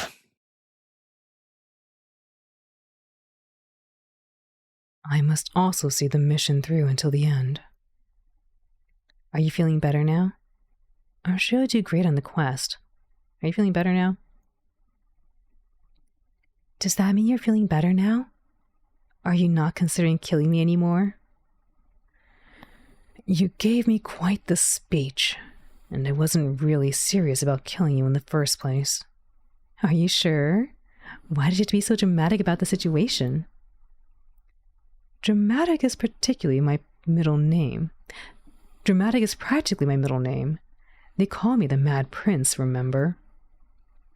But to answer your question, I don't want you to die, and I myself want to live too. I'm glad. Don't die, Your Highness. Just Noah is fine. We're teammates now, I suppose. I like the sound of that. I'll continue trying to get Mother to delay the deadline for us to leave. I would appreciate more time to train. Right. Time to get back to the ball, then. Without sparing me another glance, Noah walks past me towards the terrace. I look out at the water of the lake and take a few deep breaths. I really hadn't expected Levi's scene with Noah to play out for me. I also didn't end up responding the way Levi would have done. Our encounter didn't turn romantic at all. Yet my heart is beating quickly regardless because I'm still scared about so many things. The stress is catching up to me. I fall to my knees on the grass. I can't hold back my tears any longer. I'm tired. I'm terrified. I want it all to stop. Tears overflow. Looking into the lake, I allow myself a moment of weakness. Why is this happening to me? I don't want to be Celeste. I never wished to be the Saintess. After a while, I realize no matter how much I cry, this new reality won't magically change for me. The sooner I accept my fate and put my energy into the few things I can still influence, the better. With renewed purpose, I get up and walk towards my room. Screw the ball. I'm not going back there only to be ridiculed further. I don't want the whole imperial court to continue watching how terrible I am at being a noble lady. I'm walking down the corridor towards the apartment when I hear someone running behind me. Celeste! Levi calls me by my first name, like he always does when it's just him and Celeste. It's something the two of them agreed to do when they were younger, before Celeste grew to avoid him. Levi stops before me and looks me up and down, checking for injury. Where have you been? I didn't notice when you left the throne room. You're not supposed to go anywhere without me. Father's orders, I know, I just forgot. I realize I haven't been thinking about how Levi would feel if I suddenly disappeared, yet again. I'm not concerned about failing to follow his orders. I'm genuinely worried about you. He blushes and looks away. After a moment, he looks back at me with a worried expression, then looks me up and down again. You're all right, are you not?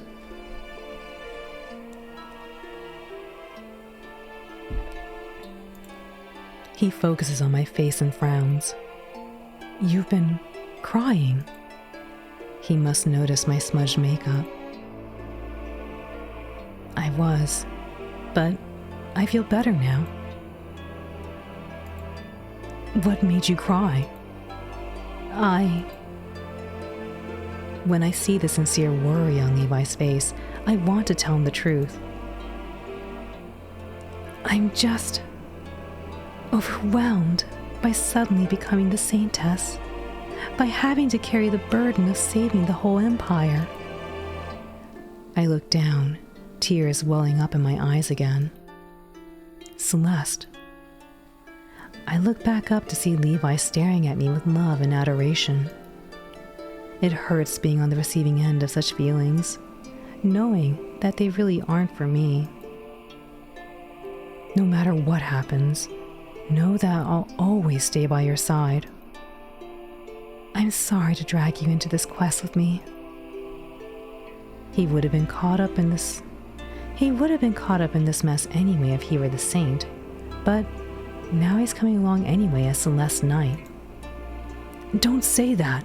I swore to protect you, did I not? Back when I became your knight, remember? I recall Celeste's memory of that time.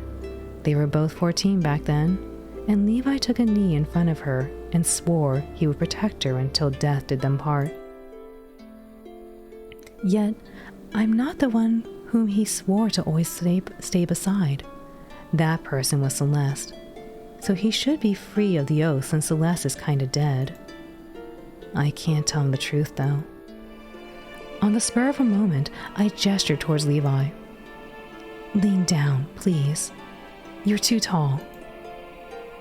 Too tall for what? Levi gives me a puzzled look, but complies with my request. I don't think it's supposed to say compile, I think it's supposed to be complies. I press on my toes and kiss him on the cheek, not as Celeste, but as Celine, because I genuinely feel grateful to him and don't know how else to express myself right now. Celeste? Levi blushes a deep red and gets flustered. Only when I lean back and smile at him do I realize I shouldn't be doing something so intimate to a man who loves a woman who once inhabited this body. I might be sending him the wrong message, especially after our earlier conversation. I'm sorry. Don't be sorry. I just wanted to express my gratitude. I let out a sigh. You always do your very best to protect me. Thank you, Levi. You're welcome, but it's my job to take care of you. I know you're not doing it just because it's your job. I turn around and start walking towards my room before Levi can reply. I know, Celery. Did you see the way she had? Did you see the way she was holding his collar? Like there's a little belt near his collar. She was holding it. I was like, ooh. Let's go, Levi. We need to rest. Training starts tomorrow. Here I am with my bow. Oops. The next day, I begin training with the golden bow on the palace training grounds. Oh boy, looks so good. I'd be worried about this, honestly. Like, if you miss, your arrow's gonna smack into this wall here. Probably get all dinged up. Alright, really quick. I'm gonna go to the washroom and we'll continue. But I gotta go to the washroom really quick. I'll see you very soon. And we're back with the Blue Dog Alvin. And more of the Saintess of the Golden Bow. Alright, we're training now, so we're on the palace training grounds. Thank you for the welcome back, Celerid. Okaeri, arigatou gozaimasu, Michael. Tadaima. Much as I expected, due to its elaborate design, the bow proves difficult to use. I was gonna say it looks difficult to use. Goodness me. I sent arrow after arrow flying at targets, but I only hit once out of every 10 times. Alright, I don't know if you should only hit once out of every 10 times. I mean, after like the first 2 arrows, you should have figured it out. I'm just saying. Not only are my bow skills rusty, but the weapon isn't cooperating either. Finally, too frustrated to continue, I give up. I'll try again tomorrow. I make my way to my room with Levi following behind me.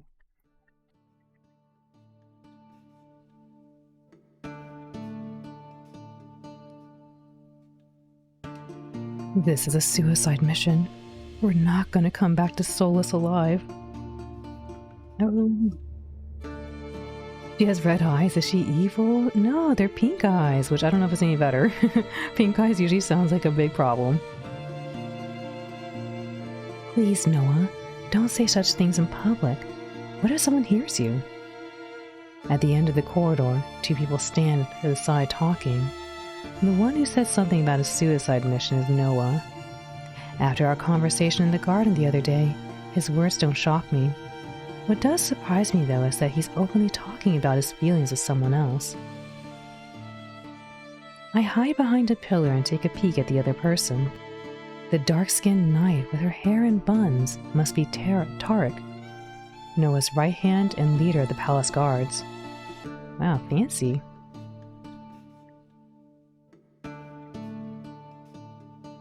She's wearing armor with the Lokari Empire royal insignia on her chest, characteristic of the guards. The leader of the mission should believe in the quest's success. You can't be heard doubting our ability to defeat the Demon Queen. It's just, I have a really bad feeling about Mother's request, Tarek. Why is she pushing us to go to the Demon Queen's castle so soon?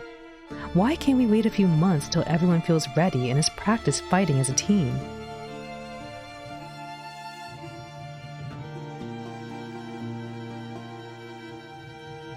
Oh, pardon me, had to sneeze.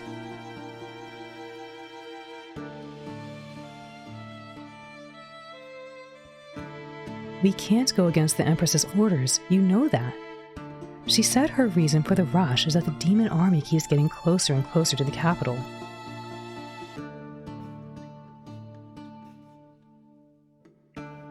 Yet the fiends are at least 3 weeks' journey away from Solus on horseback, and they haven't made any significant movements toward us in the last decade. We've got time. The Empress seems to have a different opinion on the matter. I just don't trust her. Noah, watch what you say. What if... Suddenly, she turns around and unsheathes her sword. Who's there? She noticed me. Step out and reveal yourself. I step out from behind the pillar, revealing myself. Oh, if it isn't just the Saintess. Welcome. Hello. How much of our conversation did you overhear? I told you, Your Highness, you should be more careful. I'm sorry for eavesdropping. I was just curious.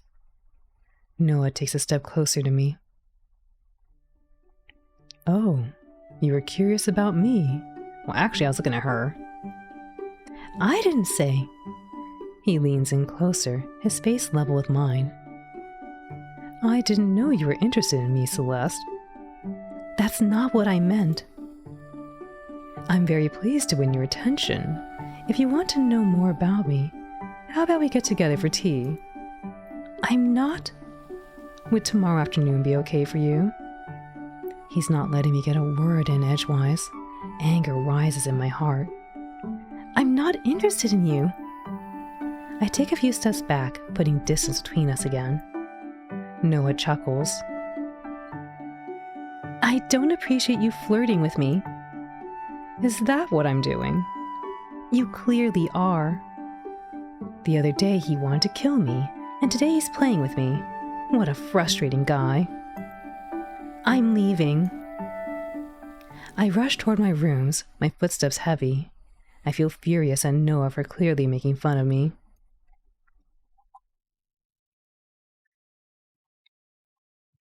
Levi follows behind me like my shadow.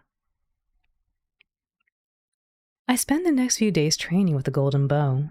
I increase my accuracy rate, but I'm still struggling to wield the weapon. In the afternoon, Elijah approaches me. How's the training going? Should I be honest with him? I hesitate, but I know I'll need his help to access the bow's magic. Training's not been going great. Honestly, the training's not going great. I feel like the bow is fighting me for control. The bow is supposed to be semi-sentient. The issue may very well be that it hasn't fully accepted you. Hasn't fully accepted me? What should I do to make the artifact approve of me? Unfortunately, I do not know. I wanted to ask you something ever since I was chosen as a Saintess. You're the High Priest, so you know a lot about holy magic, is that right? As much as a human possibly can. I'm the strongest light magic user in the Empire. Ah, that's right. I remember that part from the book. Everyone thought Elijah would become the saint, but on his 18th birthday, he didn't get chosen. The previous high priest abdicated at the time and passed on the role to Elijah. That's how Elijah came to have such a high position at such a young age. The novel also said Elijah's light magic is abnormally strong. Could you teach me about light magic? Sure, but you have no magic of your own. You know that, right? I nod. Celeste was never a magic user, and that fact didn't change when I took over her body. But I have to defeat the Demon Queen with the Golden Bow's magic, right? So is there a way for me to access it? Ah, yes. Artifacts like the Golden Bow do carry their own magic. You don't have to have a magical affinity of your own to use their power. Although, already being trained in wielding magic would help you understand more easily how the bow's magic is used. I can at least explain the basics to you, and then with practice, I'm sure you'll catch on. Please teach me what you know about using the artifact's holy magic. Sure. Elijah moves behind me, touching the hand I'm using to aim the golden bow. Close your eyes. I will pour some of my light magic into you so that you can understand how magic flows through the human body. To access the golden bow's magic, you have to pull some of that magic towards you and let it enter your body. Be open to it.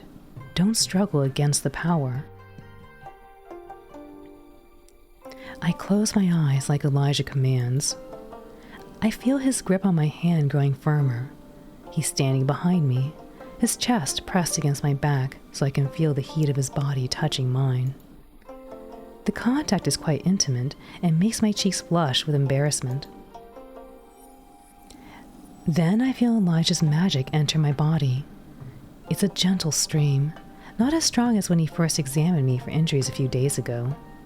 Still, I can feel the magic coursing through my veins. Relax. Focus on the flow. I gotta focus on the flow. Elijah told me to focus on the flow of magic, so I don't let myself succumb to the pleasant feeling of closeness. I focus on the power coursing through my veins instead. Do you feel how the magic is moving through you? Yes, I do. Elijah lets go of me and steps away, taking the comforting presence of his magic with him. I'm almost saddened, suddenly feeling as if I lost something important. Little Machine, thank you for the 35 streams. Glad to have you here with us. I shake off the strange emotion. You must convince the golden bow to let you access its magic. Then, pull the power towards yourself and let it flow through your body.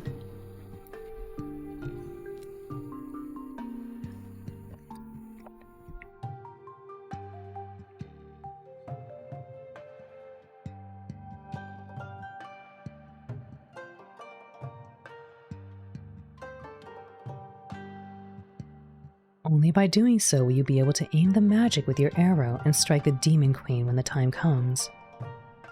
I use my staff as a way to store more magic. Even though I have magic of my own within my body, I can only use more powerful spells with the staff's help.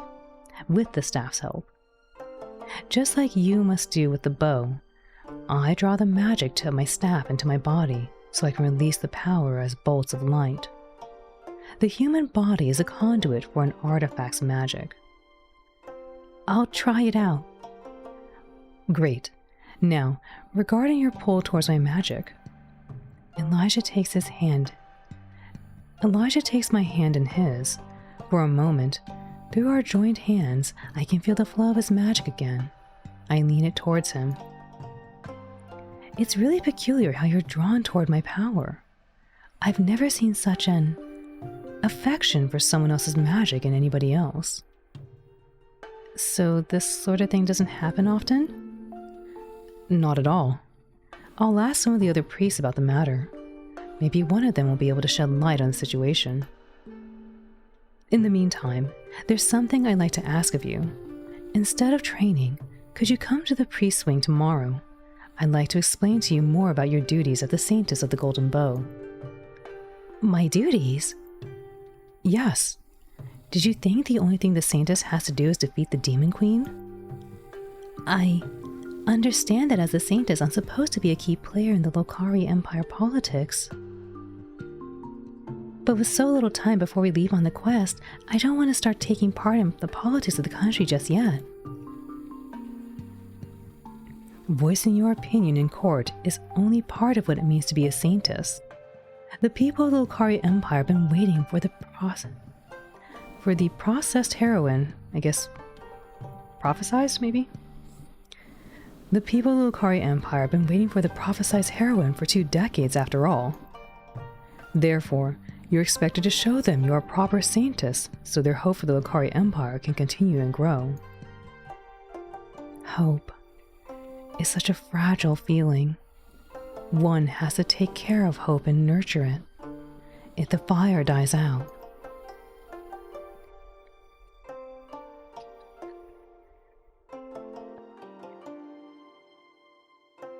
Elijah trails off, a faraway look of melancholy on his face.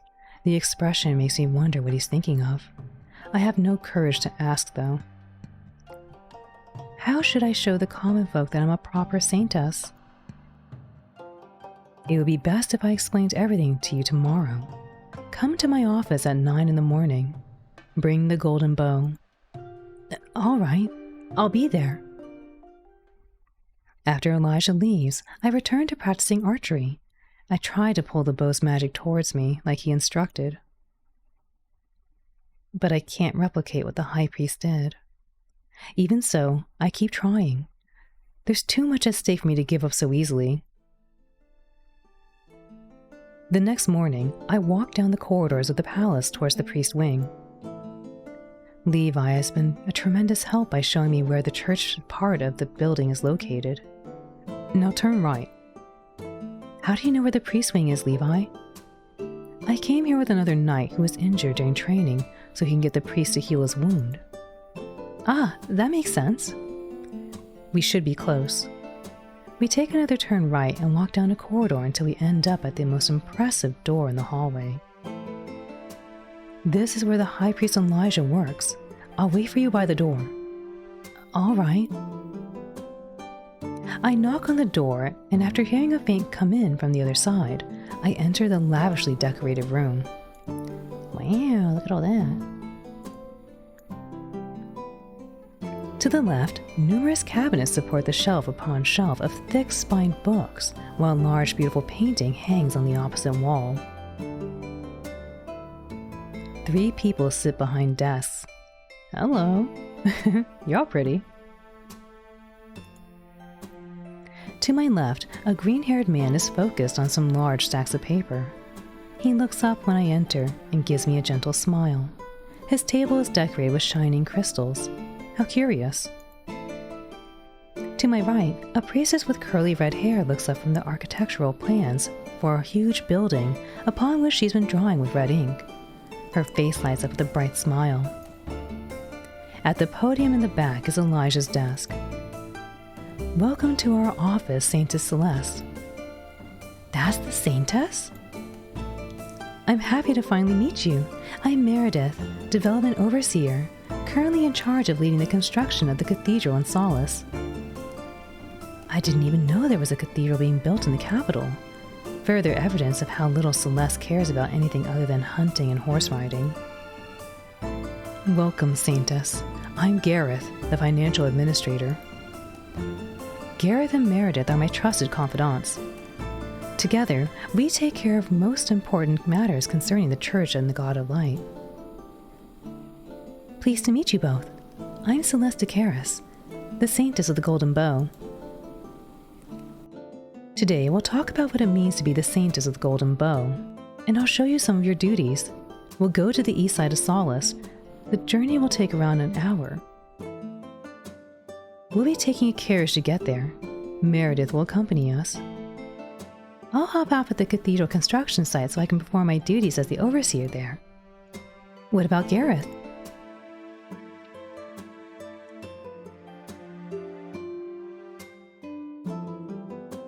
We can't fully close the office because someone might have an important request for the high priest. I'll stay here and take care of the piles of paperwork. Gareth gestures to the stacks of papers on his desk, but his gentleness doesn't change into a scowl. Maybe he likes working with documents. He's a cutie. I've got something for you, Saintess. For me? Yes, here.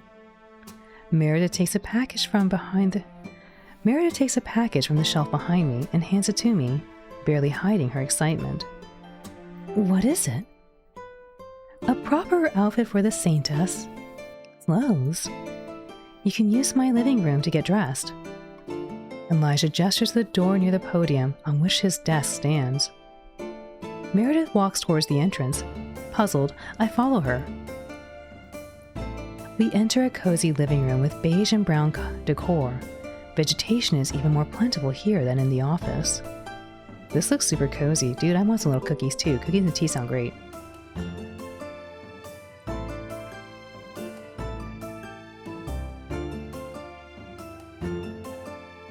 Does the high priest like plants? Ah, yes. He believes nature is a gift from God, and that's why he surrounds himself with the plants and takes good care of them. Do you not think the same way about plants?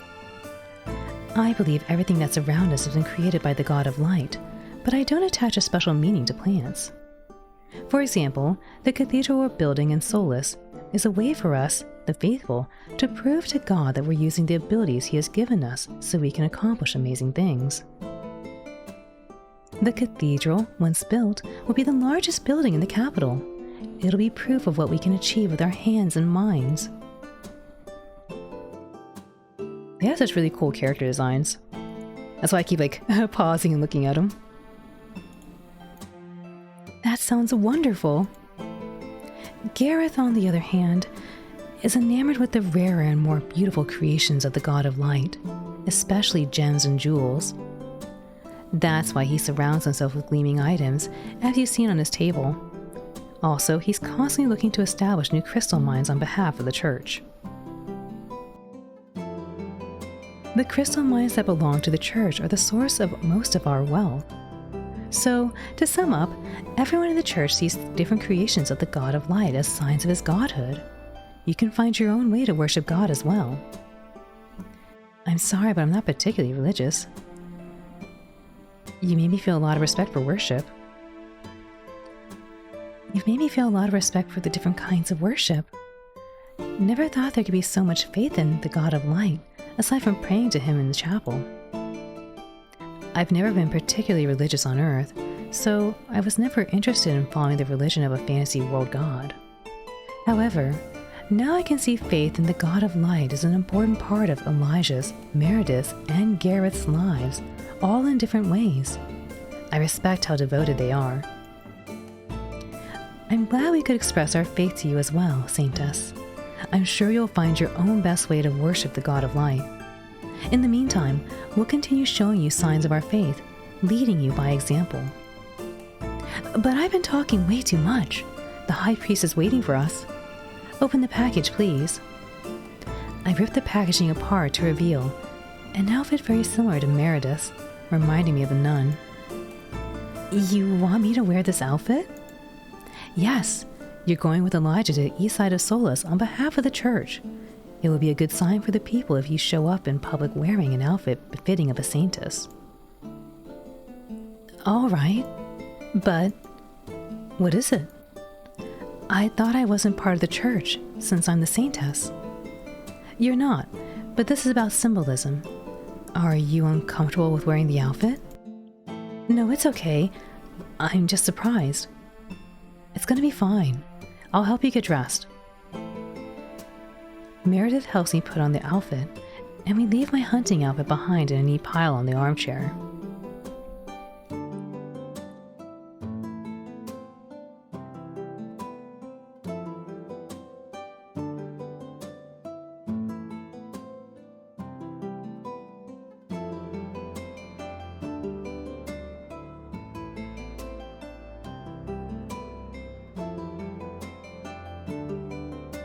Get big thirsty there for some reason. I was like, I gotta get those gulps of water. I look down at myself and I feel like I'm finally starting to play the part of being the Saintess of the Golden Bow. I truly do look like a proper Saintess in this nun's robe.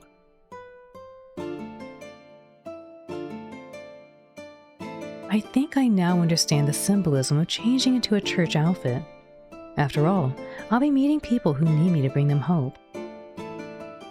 We leave Elijah's apartment and enter the office again.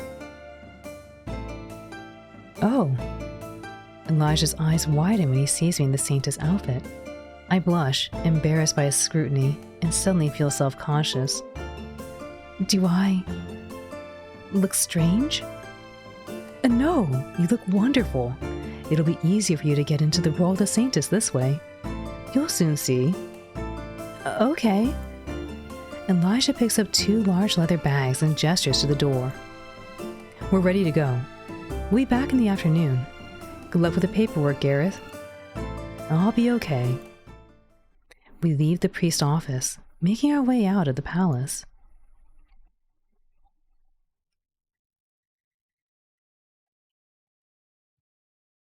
We board the carriage with the symbol of the sun on the side. Levi takes a spot next to the coachman at the front. After half an hour of traveling, we stop in front of a large construction site. Meredith calls it her stop and hops out of the carriage. We continue traveling for another half hour. We've reached the eastern gate. Excellent. Stop just beyond the gate. I want to give the Saintess a good tour of Eastern Solace. Understood, sir. The carriage stops, and Elijah opens the door. He walks out of the carriage and extends a hand to me to help me down as well. I take it and get out. When I see Elijah has enigmatically been preparing for me, when I see what Elijah has been so enigmatically preparing for me, my mouth drops open. Oh no. This is... The land beyond the eastern wall slowly slopes down. As far as I can see from our vantage point, there's a sea of tents in various stages of disrepair. They're made of cloth of various colors, whatever kind of material their owners could get a hold of. The area smells of unwashed bodies and excrements. What is this place? The Solace nobody speaks about. The war front is to the east, and is moving towards the capital with each passing year. That means, each year, some citizens of the Lokari Empire lose their homes in demon attacks. To save their lives, many travel to the capital in search of a better future. But there are so many refugees, and the capital has no place for them all. The Empress has long forbidden war refugees from coming inside the walls. She doesn't want to hear their pleas. It took me a long time to be able to negotiate with her to let the church's healers come to this slum 2 times a week so we can help the ones in most dire need.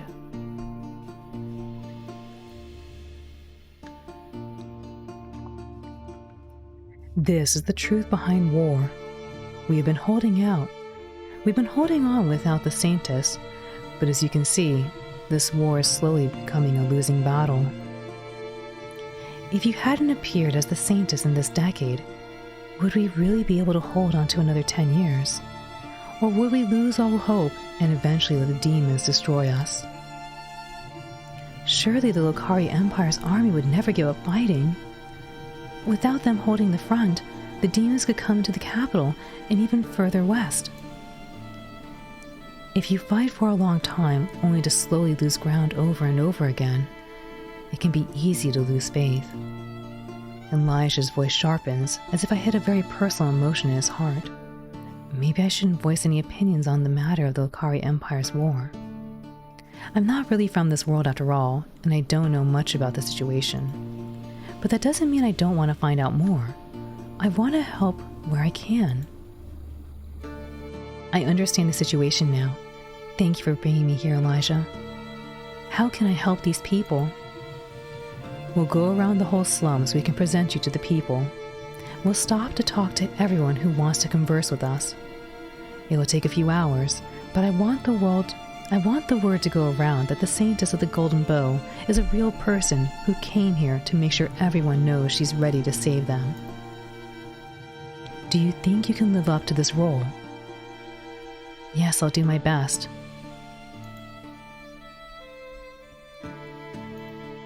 It seems to me you're confident in your role. That's good. We need you to put your heart into convincing everyone you're going to save them. Let's go then. I follow Elijah deeper into the slum. Levi steps close behind me, his hand on his sword. He's at attention in case something bad happens. We pass by several people with sunken cheeks, ashen skin, and hollow eyes. When I gaze upon the refugees, I finally understand what a rare commodity hope is amongst them. Hope won't feed them. It won't make their wounds close. It won't increase their living standards. But at the same time, when Elijah approaches a skinny, sickly woman and channels his holy magic through his staff, the relief she feels after she becomes healthier again brings a smile to her lips and some light to her eyes. Thank you, High Priest. The High Priest is here? The High Priest is here. Mom, are you feeling better now? Ah, This is my daughter. I'm sorry, she's very energetic. It's great that your daughter can still be cheerful despite the environment she's growing up in. Yes, it's wonderful how children can adapt to even the worst situations. I gave birth to her here. Are you, perhaps... Is your name Cherry? Ah, yes. And you are? Levi. Oh, my lord, you've grown so much. Do you two know each other? Yes, we grew up in the same village. Cherry is 8 years older than me, so even though we played together as friends, she really was more like an older sister to me. She warned me not to climb high trees and looked after me whenever I did it anyway and fell and cried. You were quite rowdy as a child. I'd like to test my own limits. I would say I was curious. Huh. But that means that Levi's village was destroyed in a demon attack.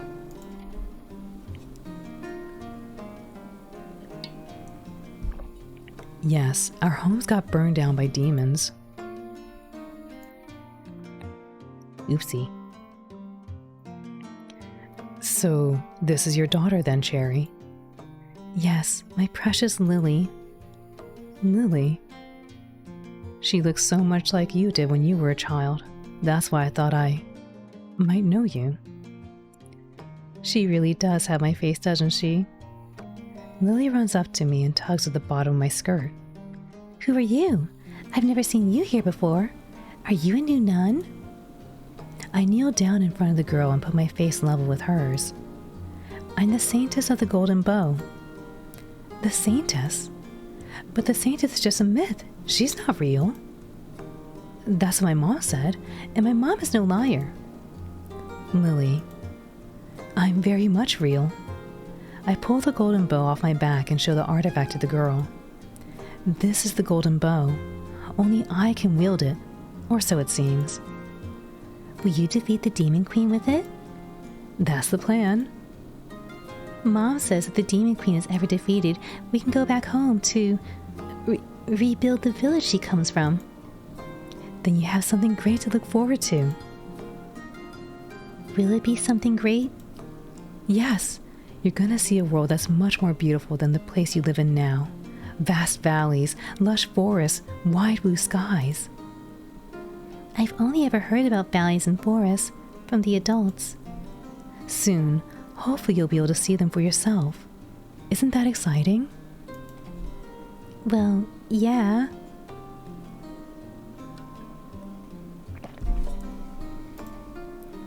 I'm sorry, Saintess. I think it's difficult to be excited about experiencing things you've never seen before. She pulls the child close to her and pats the girl's head. Once you travel back to the ruins of my village, she's going to see so many wonderful sights. I'll pray for you, Saintess. I want you to have the strength to defeat the Demon Queen. Thank you. Elijah nods at me. I follow him through the slums, away from the girl and her mother. At some point, someone grabs the skirt of my dress from behind and yanks. Immediately, Levi draws his sword, and my hand goes for the golden bow. I turn around only to see a man without a leg. He smiles, showing his mouth devoid of teeth. He doesn't look dangerous, so I gesture at Levi to stand down. Can the pretty nun heal me too? We can't make what is already lost grow back. Dang, I thought as much, but it's still worth a shot. I kneel in front of the man once he let go of my dress. I won't be able to heal you any. I've no healing powers. You don't?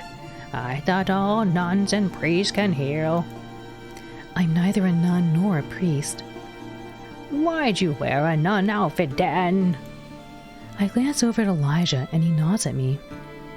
Having him and Levi here as support gave me confidence. See the weapon on my back? That's the golden bow. No way!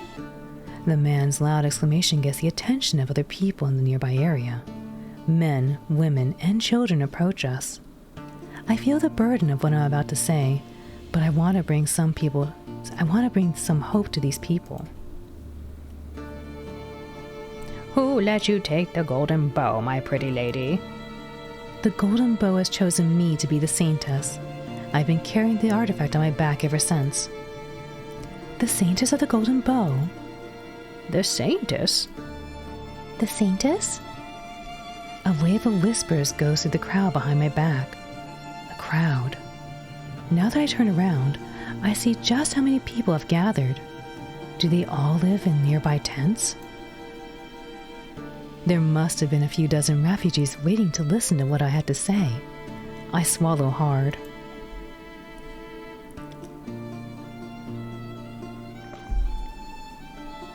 Yes, I'm the Saintess of the Golden Bow. People gasp. The one-legged man yanks on my sleeve to get my attention. There's more light in his eyes now that he's heard who I am. Good. You want us to believe the Saintess came down to the slums out of all places? The High Priest informed me you might want to see me. I didn't know about the Eastern Solace, but the High Priest has shown me your situation. I may not be able to do as much as he can manage. I cannot heal you. I don't have such power. But I want all of you to know, the Golden Bow has really chosen its Saintess. I'm the Saintess, and I'll do everything in my power to defeat the Demon Queen and end the war. The crowd behind me cheers and pushes closer towards me. Move out of the way. I want to see the Saintess. I want to take a good look at her too. I want to see if she's real. I hear Levi take out his sword, but Elijah puts a hand on his arm, shaking his head. Please stop trying to get closer. You're making the Saintess uncomfortable. But people still try to push in closer to me. Elijah looks at my panicked expression and sighs. I expected this might happen. And you didn't tell me it could? Don't you want to bring hope to people regardless of their desperation? See how lively they all became. Word that the Saintess has come to the slums will spread far and wide now. But the situation is dangerous. Levi and I will protect you, so let's just go to another area and let more commoners see you. Do you really think that's a good idea? As I said, we'll protect you, but these people have to gain hope somehow. I learned long ago that my own presence and healing cannot keep the flame of hope burning in their hearts. No matter what I do to keep their will to live alive, it's not enough. Haru-san swoon.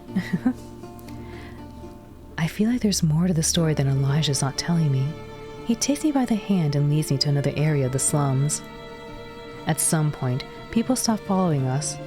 When we arrive at another part of the slums, I repeat my big revelation about becoming the Saintess of the Golden Bow. The refugees act much the same no matter where we go. Goody-san swoon. We're exhausted when Elijah finally says we're done. We stop at an area with a few dozen cots, all filled with patients. Between the cots, more people lie on bedrolls on the ground. The injured groan and cry in pain. It's a cacophony of despair that tears at my soul. This is the Mainfield Hospital. Healers run around, tending to the wounded, but one glance tells me there aren't enough priests and nuns to heal all of the injuries right away. Elijah stares at the scene in front of us with a look that tells me nothing about his thoughts. Elijah, what do you think about Eastern Solace? It's a cauldron of those who are desperate to live and those who have given up already. This place swallows you whole when you set foot inside, and then, once you become part of it, it never lets you go. I may have brought you here to reignite the hope in the heart of these people, but be mindful not to become too attached to these individuals. Attachment in such a place will bring you nothing but pain. Elijah's expression becomes even colder. He walks toward the first person on a cot and, after a cursory glance, puts his staff to the patient's stomach. The injured man's body shines with healing light. He lets out a groan of relief. I walk toward Elijah, even though he's told me not to get attached to the individuals here. Attachment is not the same as caring, is it? I care about all the people in Eastern Solace. I'm just not supposed to single them out as individuals, because then when they die, I will suffer. That's what Elijah wanted to teach me, right? You've been helping out in Eastern Solace for a long time, have you not? Not that long. Only since I became the High Priest. 2 years. And yet it feels like I spent decades here. Thank you for bringing me here, Elijah. I'll do as you said. I'll be the beacon of hope for these people. For as long as you have the strength to help, please do so. Just be mindful your dedication doesn't burn brightly enough to cause pain. Leaving me confused, he moves on to the next patient and heals him. And I do the same. I walk up to each and every one of those men and women and tell them I'm the Saintess and that I'll defeat the Demon Queen. Even though sometimes I find it hard to look at the patients with their burned bodies and mutilated limbs, I continue on, following Elijah around the field hospital. It's the only thing I can do for these people. Be their ray of hope. At the end of the day, I almost can't stay standing on my feet. We travel back to the palace in silence. The sun sets by the time we arrive. Elijah nods at me and Levi and turns to leave without a word. Elijah! I'm looking forward to going with you to Eastern Solace next week. I'm glad. With that reply, he turns and walks away from us. Bringing hope to everyone is a heavy burden to carry, but I want to embrace being the Saintess. Okay, that's enough for today. I can't overdo it, or else I won't have the strength to train for tomorrow. I do a few stretches, grab my bow, and make my way back to my room. I could go to the palace garden first to get some fresh air. Go to the palace. Go to the straight home. I don't know. Can I save?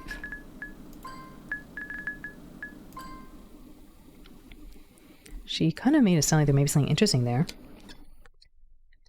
I'm assuming we'll probably meet the prince if we go there, the Mad Prince.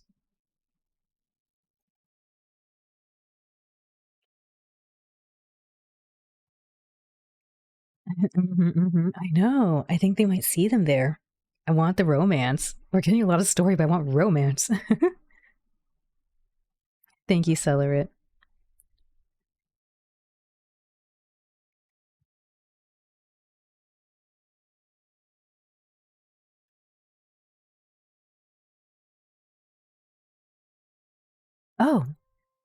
Oh, it's him. Greetings, Lady Celeste. I make my best attempt at a curtsy. Your Grace, are you doing okay? Yes, I am. You ran off from the ball the other night and never returned. It's true that I embarrassed myself by running away from George and Penelope in the middle of our conversation. I was short of breath, and I needed to get away so badly, but after I met Noah in the gardens and cried my eyes out, I was too tired to rejoin the party. I didn't want to be amongst people anymore anyway, especially nobles who were just waiting to make me a blunder. I've been worried for you. I've really been okay. Aren't you married? I get the feeling he doesn't buy my words. Walk with me? Okay.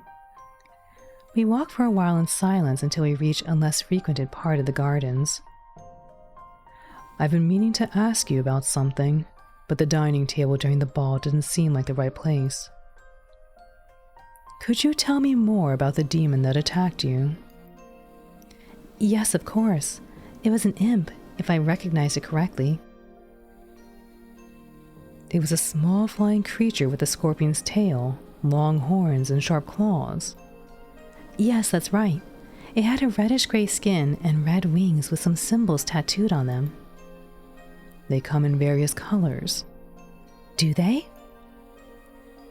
Yes, imps are aplenty at the warfront. They have a cruel nature, seeking to play with their victims rather than outright kill them like other monstrosities. Though they are relatively easy to kill with magic or arrows, if one can keep up with their swift movements, they know how to dodge attacks well. Demons are more intelligent than humans give them credit for. You know a lot about demons. I'm not sure how much you know about me.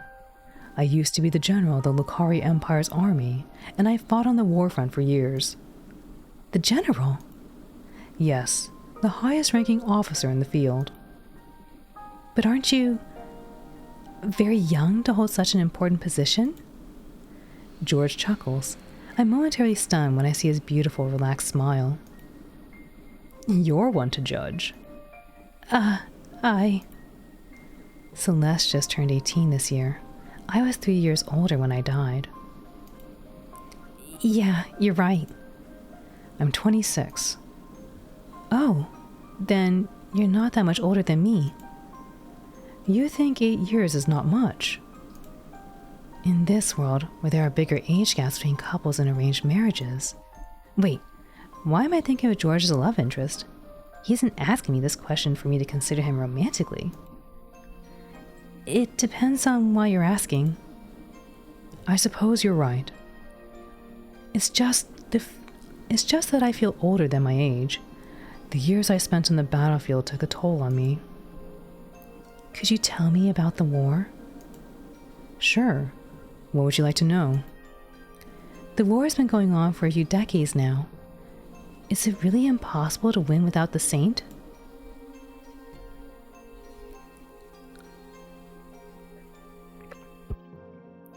We've encountered the Demon Queen herself on numerous occasions, but we couldn't kill her with the weapons or magic. Even light magic wielded by powerful priests couldn't breach her defenses. She has a dark aura shield around her that deflects all incoming attacks. Nothing has been able to get through so far. And she keeps a demon army very well organized. They obey her commands, even at the cost of their lives. Since demons value their own lives so little, they fight viciously and to the death. They're a very difficult opponent to face. You've really seen the Demon Queen? Yes, though she can change her form. One moment, she's a beautiful woman. The next, she's a horrifying monstrosity. I see. After making a circle around the gardens, we return to the corridor. I'll have to make my way back to the palace now. Duty calls. Oh, I'm sorry for taking up so much of your time. No, I wanted to talk to you. I need a break sometimes too. If you ever have more questions about the war or the Demon Queen, don't hesitate to ask me whenever we have the opportunity to talk. I'd love to learn more about your role as the general too. Really? It's nice of you to be interested in me. I may or may not answer you though, depending on the question. Okay. Thank you for talking to me. It was a pleasure. And, Lady Celeste, I know you carry a heavy burden now, having the responsibility of the Saintess on your shoulders. But don't be so hard on yourself. You're trying your best. Dani-san, レイドありがとうございます。お疲れ様でした。ニャンパス、ピチピさん。Dani-san, 何おつおつ。How was your stream? Dani-san, ニャンパス、レイド。レイドありがとうございます。お疲れ様でした。配信はどうでしたかFujibi-san, Dani-san, Nico-san, Yampasu. For those who don't know Dani-san, please look him up. I'll go check him out. Yum! Yum!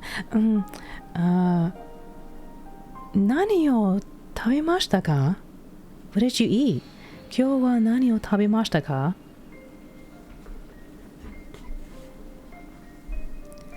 Let me give you a shout out.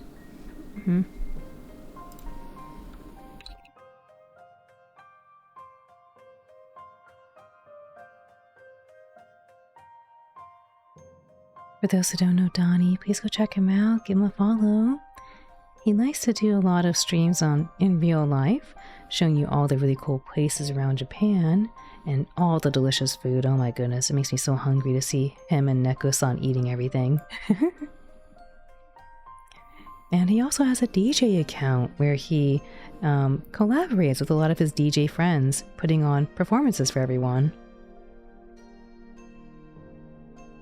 Please go give him a follow, go check him out. He's a fellow team member of Wanpasu and a lot of fun to chat with. Dani-san ni foro to check out o onegai shimasu. Dani-san wa takusan in real life 配信がたくさんあります。はい。たくさんをします。そして DJ 配信もあります。楽しいね。French toast! What? Where's our French toast? フレンチトースト。私たちのフレンチトーストはどこですか? Where's our French toast? I want French toast. Donnie-san's always eating so much delicious food. What the heck?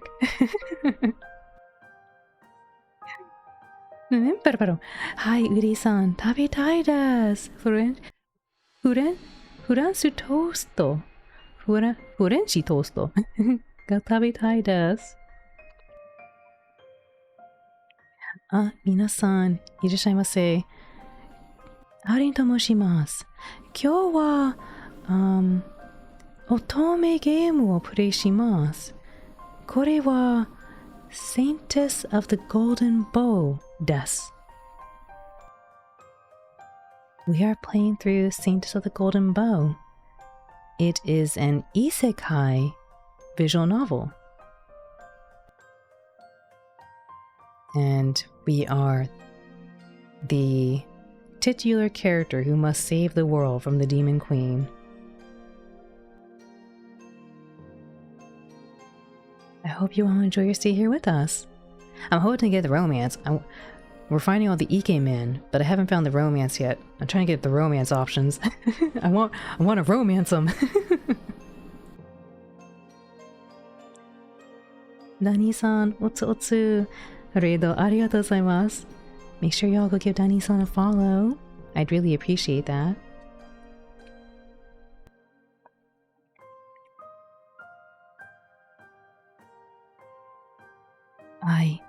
Thank you. We say our goodbyes and part ways. Is your training going well? In the evening, Eurydice comes by my room. I'm happy to have her company. Not really. I let out a long sigh and tell Eurydice everything about my training.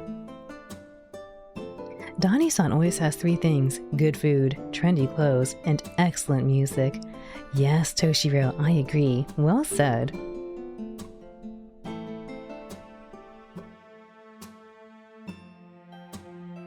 I don't understand what the High Priest means by accessing the Golden Bow's magic.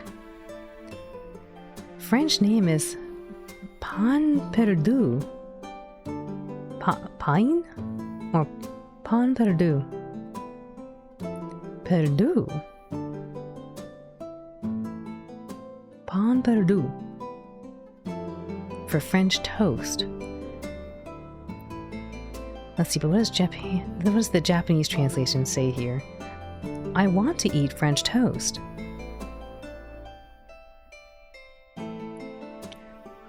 Furenchi toast ga tabetai. Furenchi toast.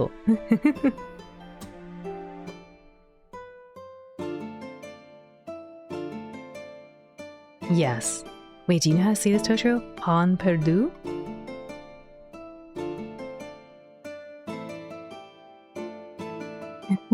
フレンチトーストウリさん。Ding ding. ありがとうございます。It uses day-old bread. Yeah, French toast is really tasty. My father would make it too. Although honestly, I think my father made a a quick fix version. We just get like bread. It might not always actually be day-old bread. It's just like, okay, here's bread. So it was yeah, very eggy. But I liked it.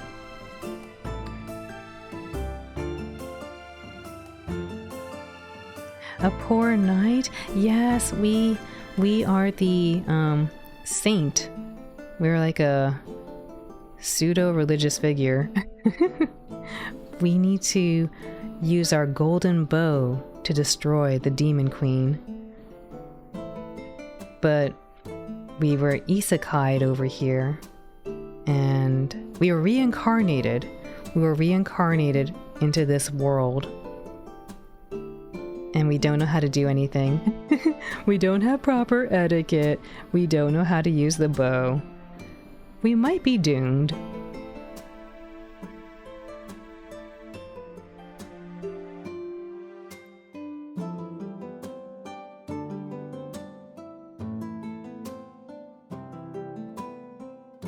Every time I try to think about the artifact letting me share its in some godly power, nothing happens. It's frustrating. Elijah showed me how it can feel to receive the magic, but I can't reproduce the result. I have no affinity for magic. I don't understand what to do. Don't pressure yourself so much. It's only been a few days since you even found out how light magic is used. You're right. I should be more patient. I'm just annoyed because the golden bow is so clunky in its design, and aiming is hard as well. I glare at the offending object, which rests next to my bed. It's like the golden bow is actively resisting me. I don't think that's possible. Elijah said the golden bow is semi-sentient. Well, it did have the will to choose its saint. I always thought choosing was all it could do, though, except for killing the demon queen and acting as a normal weapon. The golden bow is a mystery, that's for sure. You should take some time off to relax. Yes, let's go romance. I can't. Not when I know I have so little time to train. You're not going to be any good at learning how to wield the bow if you just train constantly. The human body and mind have to take breaks from time to time. I know what we should do. Lady Penelope is organizing a tea party on the terrace outside the throne room in 3 days. Who is Lady Penelope? No, not that lady. She's rude. The Duchess of Ventes. I look through Celeste's memories, but come up with no information about the Duchess or Ventes. I have no idea whom you're talking about. You sat next to her during the last ball. I feel myself going pale, then red. Duchess Penelope was the one who wanted to embarrass myself further during the dinner. That's not a good idea. I don't want to go to her tea party. No, definitely not. The Duchy of Ventes is known for its lavender fields. The Duchy of Ventes is known for its lavender fields and beautiful gardens. They also make the best honey in the Empire. Now that you're the Saintess, the Duchess invited us to her tea party. Many other important people will be there too. All the more reason why I shouldn't go. Please, Lady Letitia asked me to convince you to come. Viscountess Letitia is a friend of Eurydice. Her family I know. They own vast fields, and the people working for them produce the majority of grain in the Empire. Letitia is kind and compassionate. She took Eurydice into her entourage 2 years ago, evaluating Eurydice's status in society.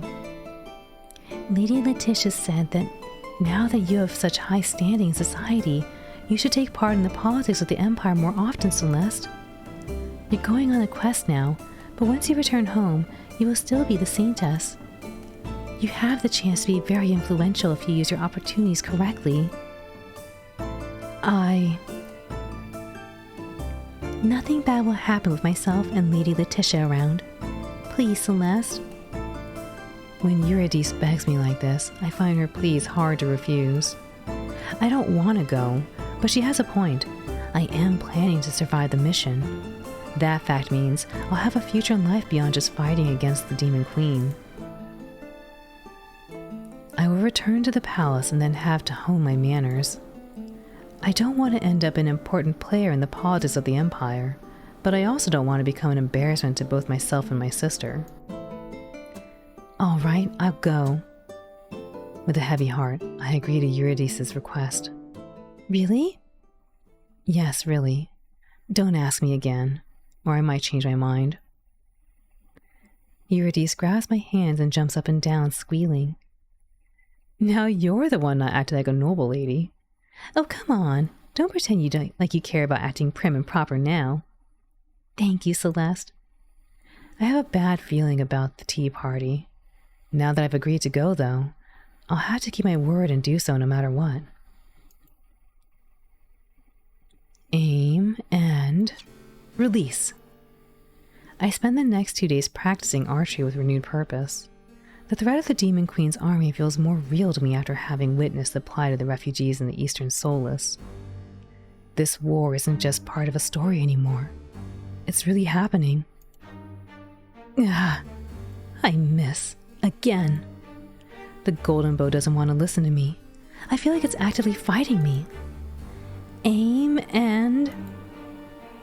That idea is ridiculous though, isn't it? It's just a bow with magic. It couldn't really be sentient like Elijah said. Or could it? Release. Yet, I'm living in a fantasy world, so isn't everything theoretically possible? I know there are some bounds to magic, but I haven't been thoroughly trained on the topic, so I'm not sure of the specifics. I miss again. Stupid bow. Even so, I don't give up. I aim and shoot again. I miss again and again. Sometimes I hit the target, only to miss it over and over once again. Ouch, ouch, ouch. At some point, I pull the bowstring wrong, probably because I'm tired from making arrows fly like crazy over the past few days, and it slaps my arm. Ooh, yeah. I could see it happening. She plucked it. That's what we call that in archery. That's when you're plucking. You're not supposed to do that. You pluck the bow, guaranteed to smack your arm. It's bad. Then you get a big bruise.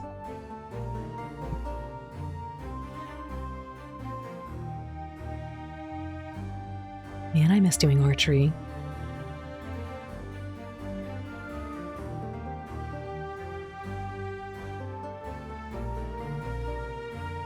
My forearm looks terrible. Yeah, you done goofed your forearm. There's a long cut there, and when I touch the skin around the bleeding wound, I feel even more pain. I don't know if I should have broke your skin. I mean, if anything, gives you a bruise. This is gonna bruise. Yeah, it's gonna bruise. I try to use the bow again, but the pain is too much for me to handle. I can't continue with the practice like this, and I'll bleed out if no first aid is applied.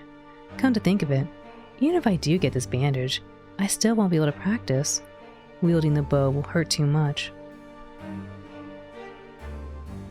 Haru-san, ute. Hi.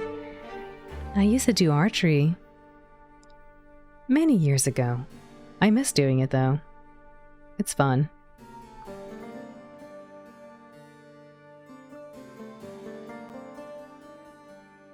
I don't think you bleed out, man. What did you do to yourself? You get a bruise, you don't bleed out.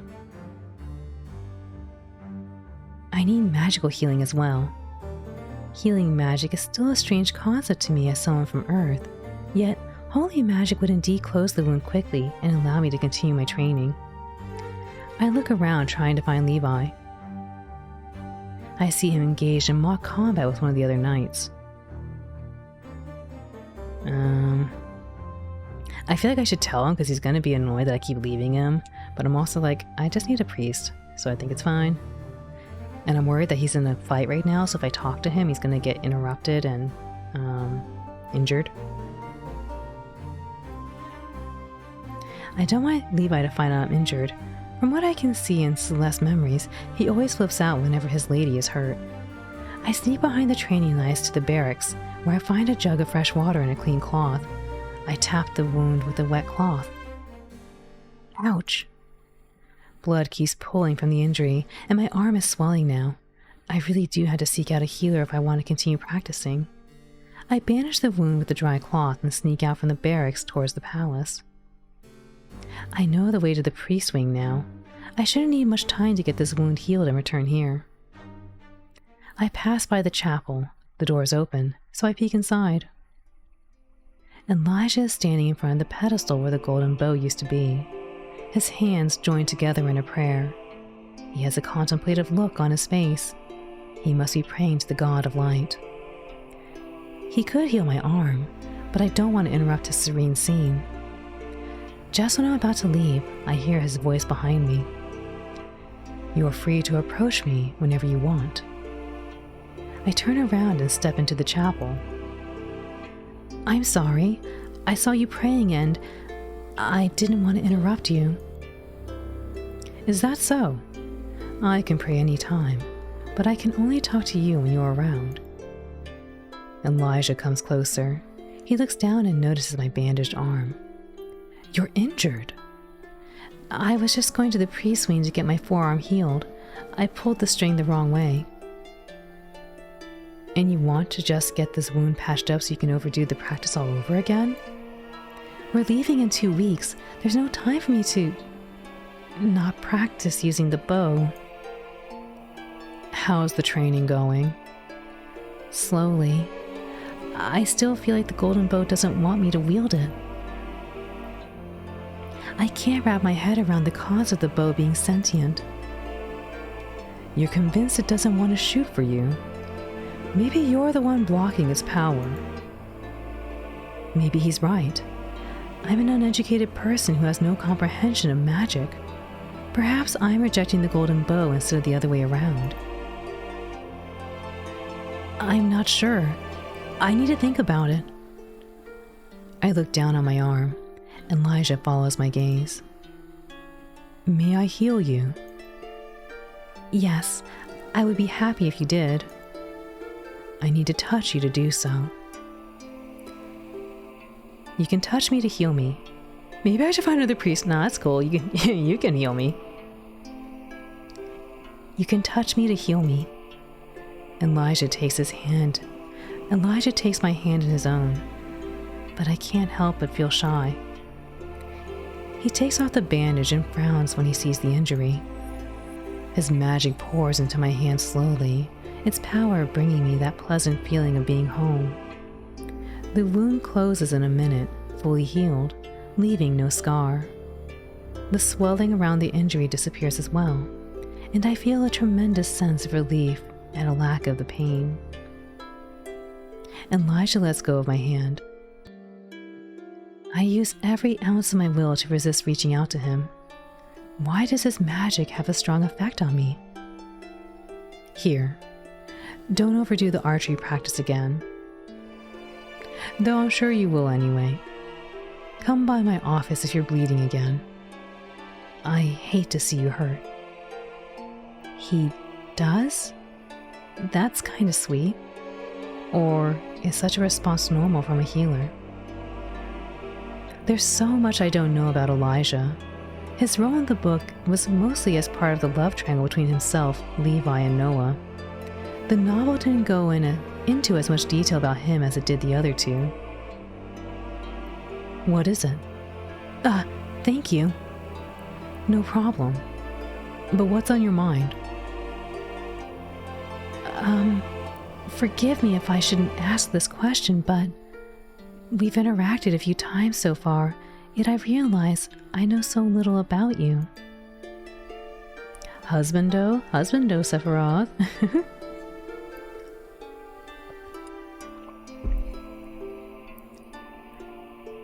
I've been especially curious ever since seeing how being in the Eastern Solace affected his mood. His closed-off expression made me eager to understand his thoughts better. Why would you want to know more about me, of all people? Fine, I'll tell you something about me.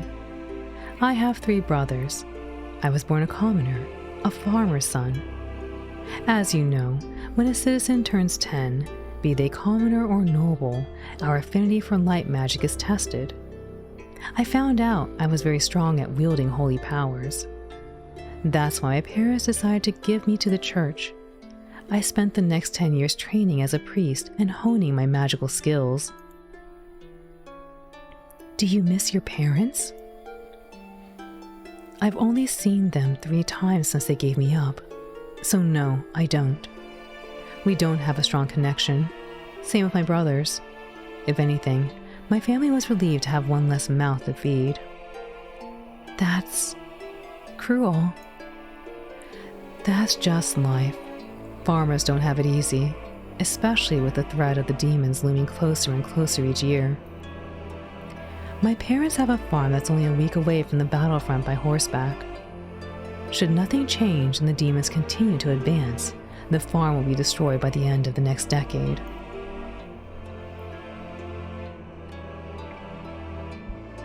He talks about the possible destruction of his parents' farm with such a detached tone. He really doesn't have warm feelings for his family.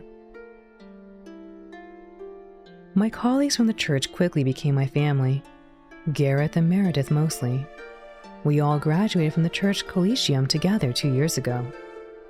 A month later, I turned 18, so it was time for me to test to become the saint. Many people thought I would be the chosen one, given my strong affinity for holy magic. I even took some archery training to prepare, realizing the odds were high for me to be the saint. Though I'm nowhere near very skilled at shooting the bow. Yet, the golden bow didn't choose me. However, the time came for the head of the church to change.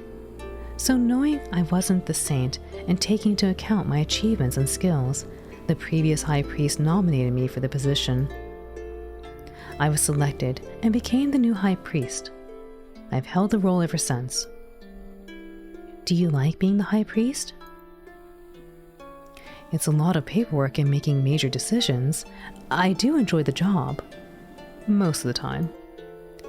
Has the information I've given you about me satisfied your curiosity? Yes. Thank you for sharing more about yourself with me. Now then, I need to return to the office.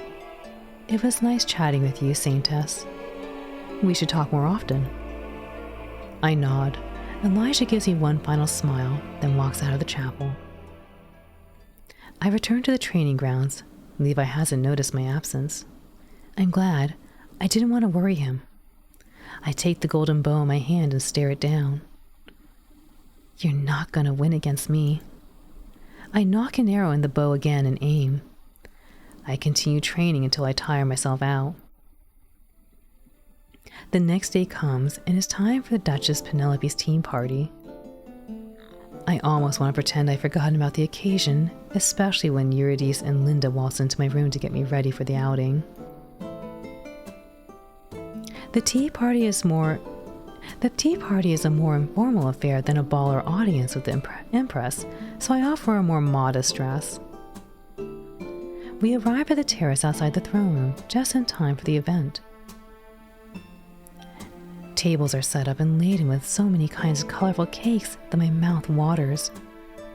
If only I wasn't a noble lady. I'm supposed to mind my manners and eat daintily, otherwise I would have taken a full cake of each flavor for myself. Considering how physically demanding archery training was, I could use some extra calories anyway. That's Duchess Penelope. Let's approach and greet her. The war is nothing. It's so far away. It doesn't concern those of us who are in the capital. Why should we worry about something that will never bother us? You're right, Lady Penelope. Are the demons even real? I hold back a long sigh. Listening to Duchess Penelope only makes me side even more firmly with George's beliefs. He isn't here today, though. This tea party seems to be a women-only event. Even if it weren't, though, I doubt Penelope would have invited her nemesis to her private gathering.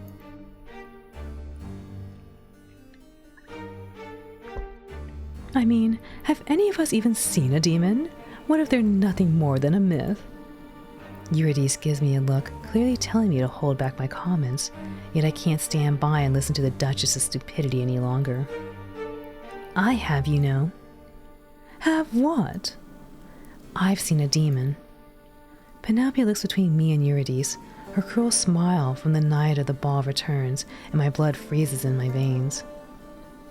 Well, if it isn't the daughters of Count de Caris, Eurydice and the Saintess. Celeste, was it? That's right. Hello, Lady Penelope. Thank you for inviting us to your tea party. I thought it would be entertaining if we got to talk to the Saintess, considering her reputation. So tell me, Lady Celeste, what makes you claim that demons are real? It's because I fought against one. It had long claws, leathery wings, and a scorpion tail. Duke George confirmed it was an imp. Oh, did he now? Yes, and if demons weren't real like you're saying, why would the war have gone on for so long? Why would people have waited for the Saintess to come for 20 years? It's because nobody else with the Saintess can defeat the Demon Queen. So the soldiers have to continue standing their ground against the demons until I'm able to defeat the fiend.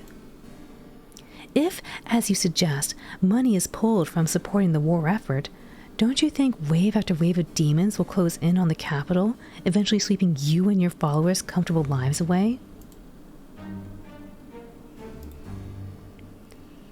Who are you to tell me what I should believe and how I should lead my political faction? All right, that's enough for now. How about we get the tea party properly started? A lady with a braid of long orange hair interrupts us. Eurydice seems relieved at the sight of her. She must be Viscountess Letitia. Lady Penelope huffs. She walks over to one of the cake tables. When she turns around again, she claps her hands and has a smile on her face that could almost be considered pleasant. As suggested by our gracious guest, Viscountess Letitia, let's get the tea party started. I'm so looking forward to the shortcake. The atmosphere changes instantly. Excited chatter ensues as ladies make their way over to the cake, taking a little bit onto each of their plates. Servants are nearby, but we're supposed to choose cakes for ourselves today. Eurydice sits down with Lady Letitia's entourage. I'm not sure where I should sit. I don't recognize anybody else except for my sister and her favorite lady. Sit down with us. Relief washes over me. I take a seat next to Eurydice. There's one more free seat next to me, but nobody takes it. Amongst small talk, we dig into the cake. The talk at Viscountess Letitia's table is much more pleasant than any conversation with Lady Penelope. I relax. At some point, Lady Letitia gives me a pointed look. You really should be more careful about what you're saying, Lady Celeste. For your own good. But what Duchess Penelope said was just stupid. The other ladies gave me startled looks. Letitia lets out a long sigh. That's what I'm talking about. It's fine to have your own opinion. Nobody will force you to agree with her. But you're the Saintess now, an important person in the political climate of the Lucari Empire. You may not feel like your role has changed, especially since your reputation still follows you. However, people are listening carefully to everything you say or do. You're a public figure now. I'm sorry that I'm so inadequate.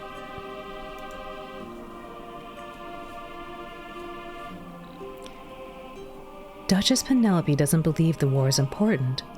Duke George has the opposite opinion. If you wish, you may formally join the side of either of them, or you may choose to stay politically neutral like I am. You're focused on the quest to defeat the Demon Queen now, but a time will come when you will return from your journey and you will still need to be the Saintess. Think carefully on what you want to do. Right. It may be that the demon army will disperse once their leader is slain, or we may have to fight the remaining demon hordes for decades to come.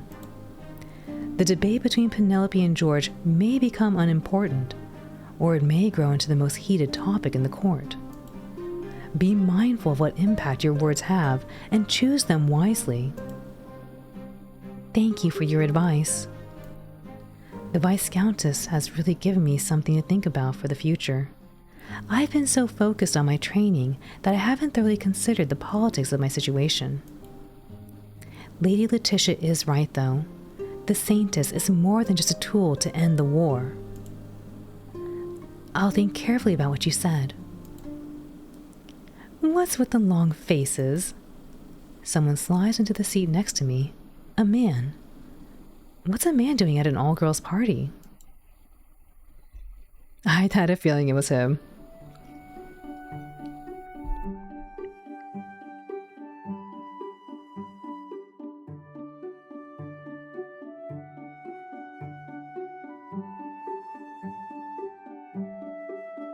I turn around and see Noah sitting next to me with a wide grin on his face. Noah, what are you doing here? I was taking a break from work and decided to go for a walk in the gardens. I saw you having a fun tea party, so I figured I'd crash it. Just like that? You figured you'd crash it? Huh. Perks of being the crown prince. This table is talking about such serious matters, though. Why don't you ladies enjoy yourselves more? Especially you, Celeste. I can hear you training really hard. I am. That's good. I like women who know their way around weapons. I blush at the implication what Noah just said. He's flirting with me again, making me embarrassed, and this time he's doing it in front of a table full of wide-eyed noblewomen. Noah? Why are you teasing me so much? Why? Please stop teasing me. It's really bothering me. You're saying the wrong signals, acting like you're really interested in me. You don't know me enough to be so casual with me. I shouldn't be this casual with him either, but his words set the tone for this exchange, and now I can't hold back the bite from my voice. What if I have a good reason for teasing you?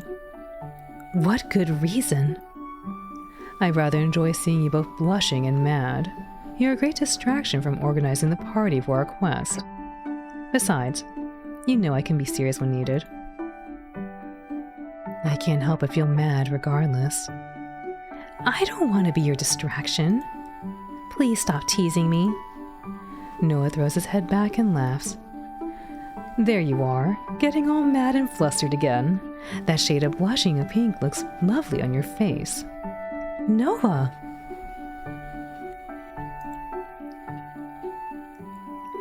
Prince Noah, this is supposed to be a women-only tea party. Duchess Penelope approaches us with a frown on her face. I've had my fill of Celeste expressions anyway, so I'll be going. Noah, people get the wrong idea. Have you ever seen me care about what the court says about me? I hadn't. They call him the Mad Prince, though, and he really was living up to his name right now. Bye, Celeste. Good luck on the training. Goodbye, ladies. The cake was excellent. He managed to snag a bite of cake during our conversation, and now he loads a bunch of cakes into a plate before finally walking off. I wish I could act with so much freedom.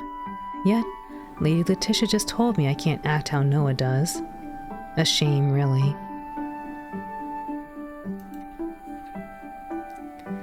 That was, let's continue the tea party. As the party continues, I notice the ladies from Penelope's entourage whispering behind my back whenever they think I can't hear. Or maybe they just don't care that if I hear them. Have you seen how she acts around Prince Noah? Could it be there's something between them? I've seen her with High Priest Elijah a few times. You don't think she's going after a man of faith, do you? My servants gossiped about her knight being in love with her. What a shameful thing. I let out a long sigh and returned to Letitia's table. The ladies there already asked me about my relationship with Noah, but without the presumptions about its nature. I'd love for all the noble ladies to be that kind. For the rest of the tea party, I focused on not embarrassing myself any further. 4 days later, while I'm hanging out in the living room of our apartment, Eurydice approaches me with a spring in her step. Celeste, we've received invitations to another ball. Oh no. Not another one of those painful social gatherings. Look. Eurydice hands me an envelope with a royal seal. The Empress's seal. Yes, these envelopes were inside a bigger one. The Empress formally invited Father, myself, and you to a ball tomorrow evening. Tomorrow? Yes, aren't you excited? Not at all. Aw, Celeste, don't be so dour. I'm sure the ball will be beautiful, with good food, amazing music, and interesting conversations. You know I hate any kind of gathering of nobles. Can I refuse the invitation? No, you can't. I'm sorry, but not attending when you got a formal invitation from the Empress could anger her. I don't want to antagonize the Empress. It's just that. What am I supposed to do about my lack of etiquette knowledge? I'm not going to suddenly get a lot better at those skills by tomorrow evening. With all my archery practice, I've had no time to worry about learning to be a proper noble. There's a knock on the door. Paul, Eurydice's knight, opens it. A messenger from Duke George arrives for Lady Celeste. From Duke George? I bring word that my master, Lord George, Duke of Rudwell, would like to see Lady Celeste in 2 hours at the Royal Conservatory. Duke George wants to see me? Yes, that's right. I'm supposed to come back with a reply, my lady. I'll see His Grace. Thank you. I'll relay the information immediately. The messenger leaves. When the door closes, Eurydice turns to me. Her eyes are sparkling with curiosity. What's going on between Duke George and you? Nothing. I'm as clueless as you are. We didn't speak much so far. He's a kind man, but I know very little about him.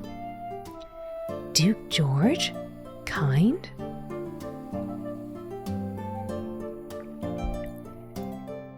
He's always come off to me as cold and very closed-off person. Huh? That's not how he's acted toward me. How curious. I wonder what he wants from me this time. No way to find out except going to see him, I suppose. He's going to teach you how to eat. I'll call Linda and get you ready in peace. I'll call Linda and let you get ready in peace. And I'll send word that we're going to the ball. If we must. I'm afraid we have to. All right then, do your worst. Laughing, Eurydice walks off to her room, and I enter mine.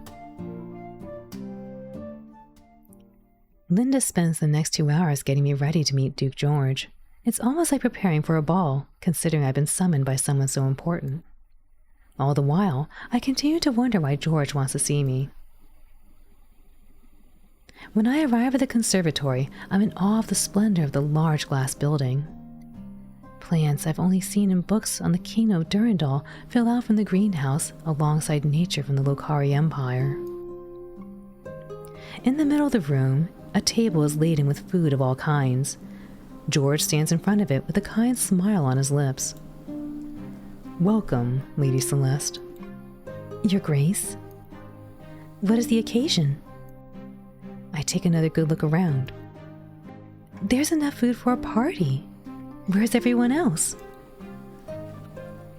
There's only one servant in attendance, standing by the glass wall trying to be as inconspicuous as possible. Levi takes a spot next to him. There will be nobody else coming. It'll just be you and I. I haven't eaten lunch yet, so I thought I'd like to partake in the meal with you. You want to eat? With me? Yes, that's right. I would go even further. I have a proposal for you.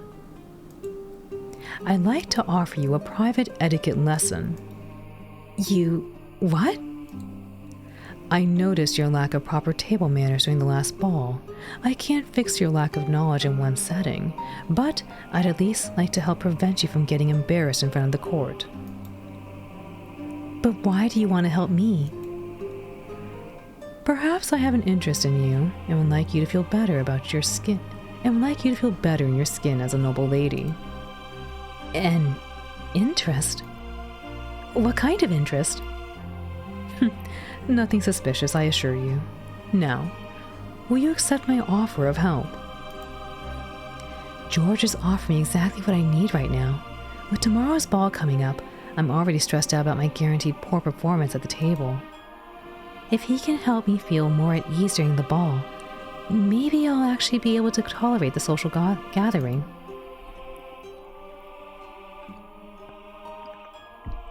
On the other hand, Eurydice warned me that George isn't usually kind, and should I accept his offer, I will end up indebted to the Duke.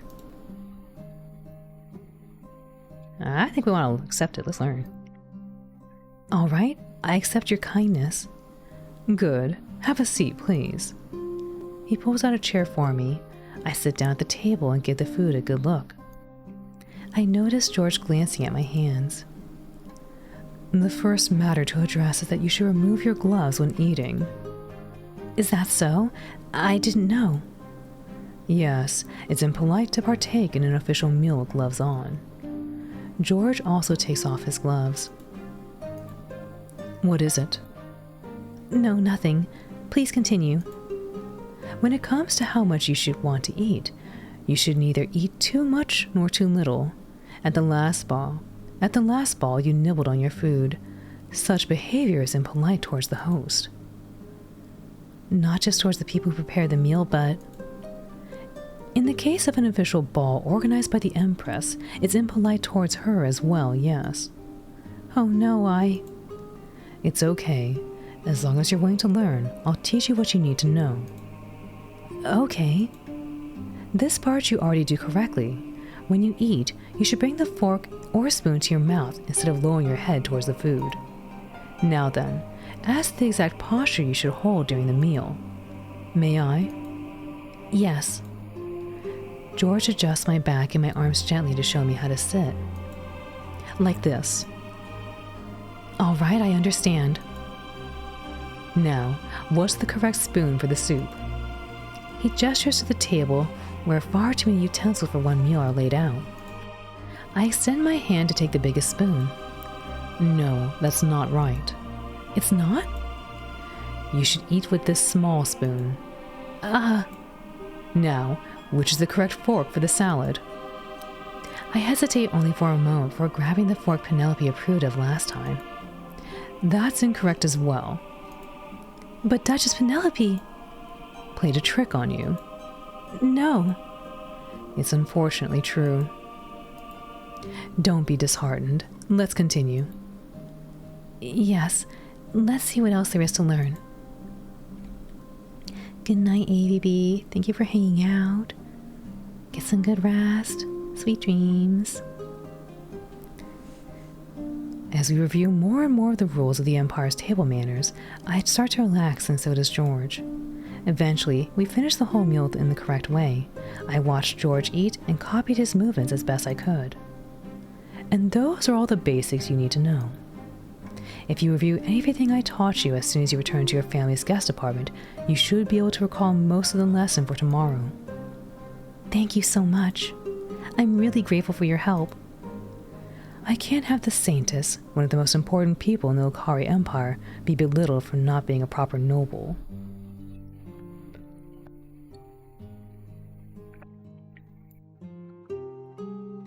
Thank you.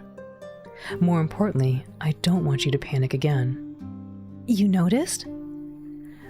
I saw the condition often in my time as general, in my soldiers. Decreased field of vision, trouble breathing, body shaking, wanted to bolt like an injured animal. I recognized all the signs in you during the last ball. I'm sorry I couldn't follow you out into the gardens. It would have been impolite of me to leave the dining table. I understand. So I made that big of a blunder. Your behavior won't win you any favors, but I fully understand the need to get away. You've been burdened with a huge responsibility, expected to fit a grand image people have created in their heads of you. I know how that feels, and I don't want you to suffer further. We've all been formally invited to tomorrow's ball by the Empress, so we cannot skip the event. That's why I thought I'd help you gain more confidence, so that you won't feel as frightened. I really appreciate your kindness. You said you've seen a lot of suffering on the war front. Maybe he'd like to share some of his burden with me as well. Oh yes, I've seen quite a lot of suffering. War injuries, loved ones dying, towns burned to the ground. The desperation that comes from not being able to stop the advance of the Demon Queen's army. The lack of hope that grows because the Golden Bow still has not chosen the Saintess. And there's nothing we normal people can do to defeat the Demon Queen. As long as she doesn't fall, the war will continue, and with it, the destruction of everything we hold dear. The Duke's words sound so dark and ominous, but I suppose war is terrifying that way. Soon, you will go to the warfront yourself and see the destruction. You'll fight demons. You'll comprehend what vile creatures they are. You'll understand that soldiers sometimes have to make difficult choices, and perhaps you'll end up having to make difficult choices yourself. The Duke looks at me for a minute, and the more I gaze into his eyes, the colder my heart becomes. It's like his gaze could freeze me to the core. A shiver runs down my spine. Suppose you were faced with the following dilemma. The lives of both the Crown Prince and your best friend are in danger, and you can only save one of them. Whose life would you choose to preserve? I need to think a moment. Take your time, but remember, in the face of battle, you would have no time to consider the options. Yes, I understand that. If the Crown Prince died, then the continuity of the Empire's succession would be broken. The Empress has no other child to take the throne. She's also been reigning long enough that, according to the Lokari Empire law, as Eurydice once explained it to me, she'll soon need to pass the crown to a successor. Oh, that's why she's sending her son. She's like, yep, if you perish in the war, then I get to be queen forever. In the face of a broken succession, the Empire will be weakened, and we're in the middle of a war. I'm sure the Demon Queen would take advantage of the chaos. On the other hand, if my best friend died, Eurydice, I imagine, whom I've truly grown to love like a sister, how could I live myself? If I had to make a fast decision to protect someone, would I be able to make the right choice between Eurydice and Noah? Would my body move on its own to protect Eurydice, even despite Noah's importance to the Empire? Dang. They make me choose right now? Holy moly. I gotta save. Uh-oh. The choices.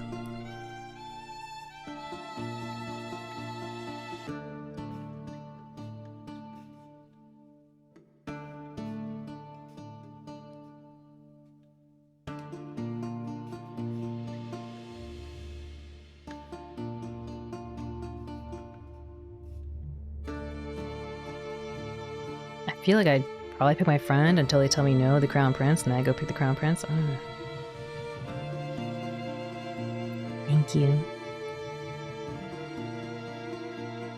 I feel like I should be picking the Crown Prince because I'm gonna get so slapped on the wrist for not doing that.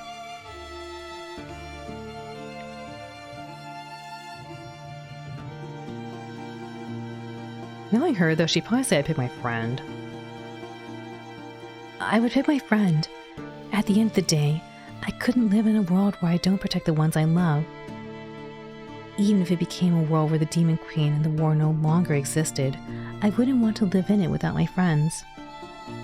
So, you value love over duty? You can frame it as such. I'm sorry, Noah, but this is just a theoretical question, and in the face of such scrutiny from George, I don't want to admit how much I care for you. I feel strange needing to be cautious. I see. Was it easy for you to make your choice? Not at all. Well, that is what war is like. You can relax now. I only wanted you to see that you might have difficult choices ahead of you. Point taken. When George's smile returns to his face, my body does indeed relax. Phew. I only now realize how difficult this conversation has been for me. Is this what Eurydice meant when she said that George is not always kind? I think I've taught you everything I wanted you to learn. All right, I'll see myself out then. Thank you again. I curtsy and walk towards the conservatory exit. When I turn around in the doorway, George continues to smile at me. I nod and take my leave. The time until the ball passes by like a blur. I practice what George taught me with Eurydice. Soon I find myself seated in the throne room between Duke George and Duchess Penelope again. I take a good look at the cutlery. I think I remember which piece is correct to use for each kind of food. Penelope has a smirk on her face, but I turn my head away and look at George instead. He gives me a small nod.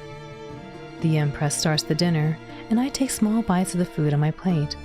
I use the correct forks and spoons. Penelope gives me a side eye, clearly disappointed when she finds no fault in me. I relax, listening to the beautiful music. In no time, the dinner's over. Say, Saintess. When Lady Penelope strikes up a conversation with me, my breathing quickens again. What if I say something wrong? Lady Celeste, would you like to dance with me? I turn my head in the other direction to see George standing next to me with a kind smile, his hand outstretched for me to take it. If I dance with George, I can avoid embarrassing myself in a conversation with Penelope, a conversation that the Empress, who is nearby, may overhear. The only problem is, I can't dance. Maybe George will be able to lead me through the dance, though? Then I remember, it would be a slight to refuse him when he so publicly asked me to dance. All the eyes on the table are on us. But at the same time, I want to confront Penelope. Even if I say something wrong again, I can't run away from facing her. I'm gonna dance. I swallow hard and take George's hand, getting up from my seat. With pleasure. George leads me to the center of the ballroom. He gives the band a small wave, and they change the music to something more suitable for dancing. You worry so hard, your thoughts are etched on your face. Oh, I'm sorry. I'll lead you through the dance, don't worry. Just leave everything to me. It's so cute when someone can actually lead you through the dance. One of my really good friends in college took me to a waltzing class, and I didn't know what the heck I was doing, but she was able to like lead me through, and I felt really fun to dance with her.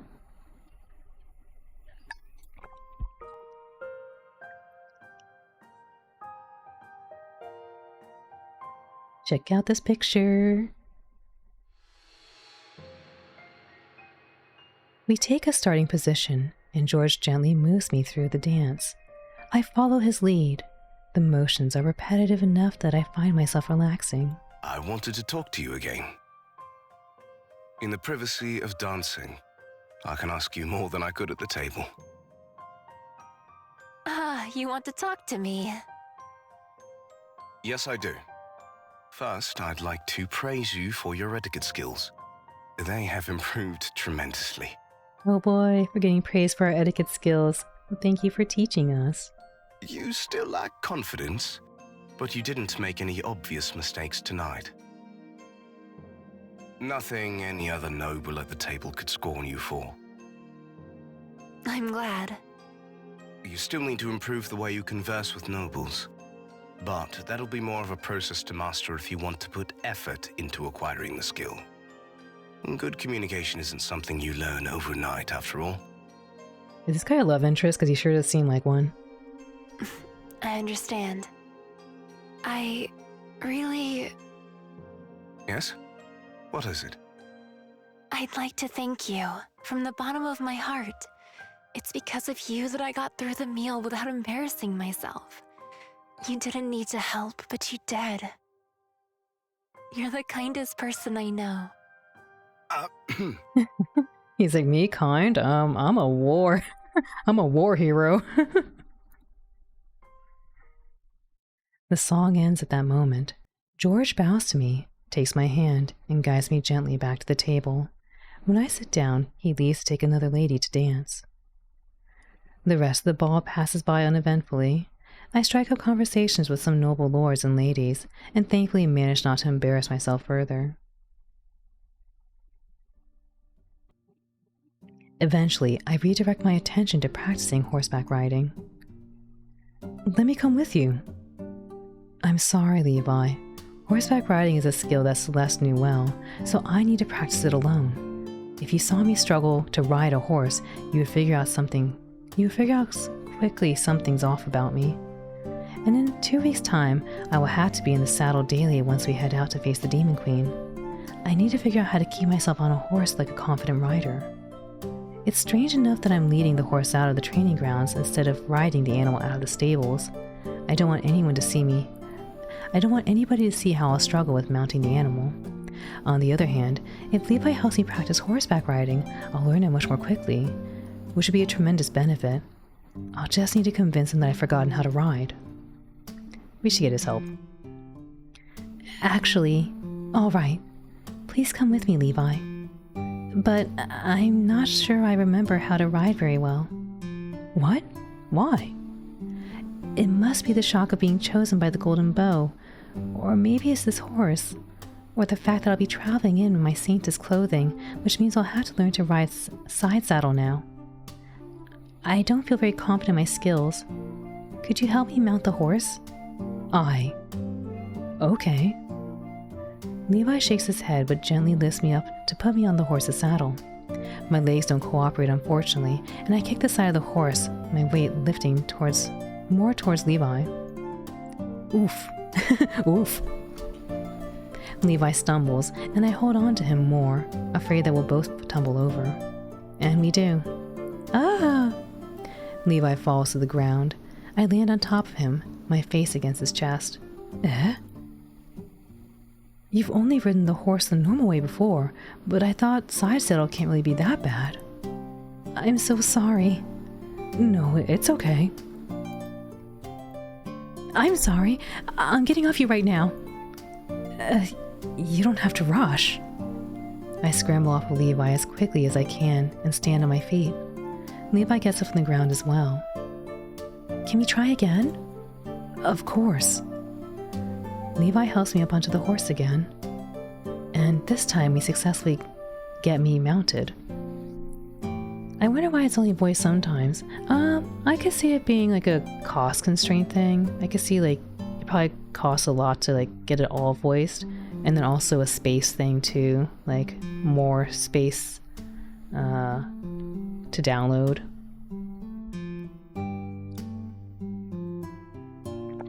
The game did warn me in advance that only certain CG cutscenes would be voiceover.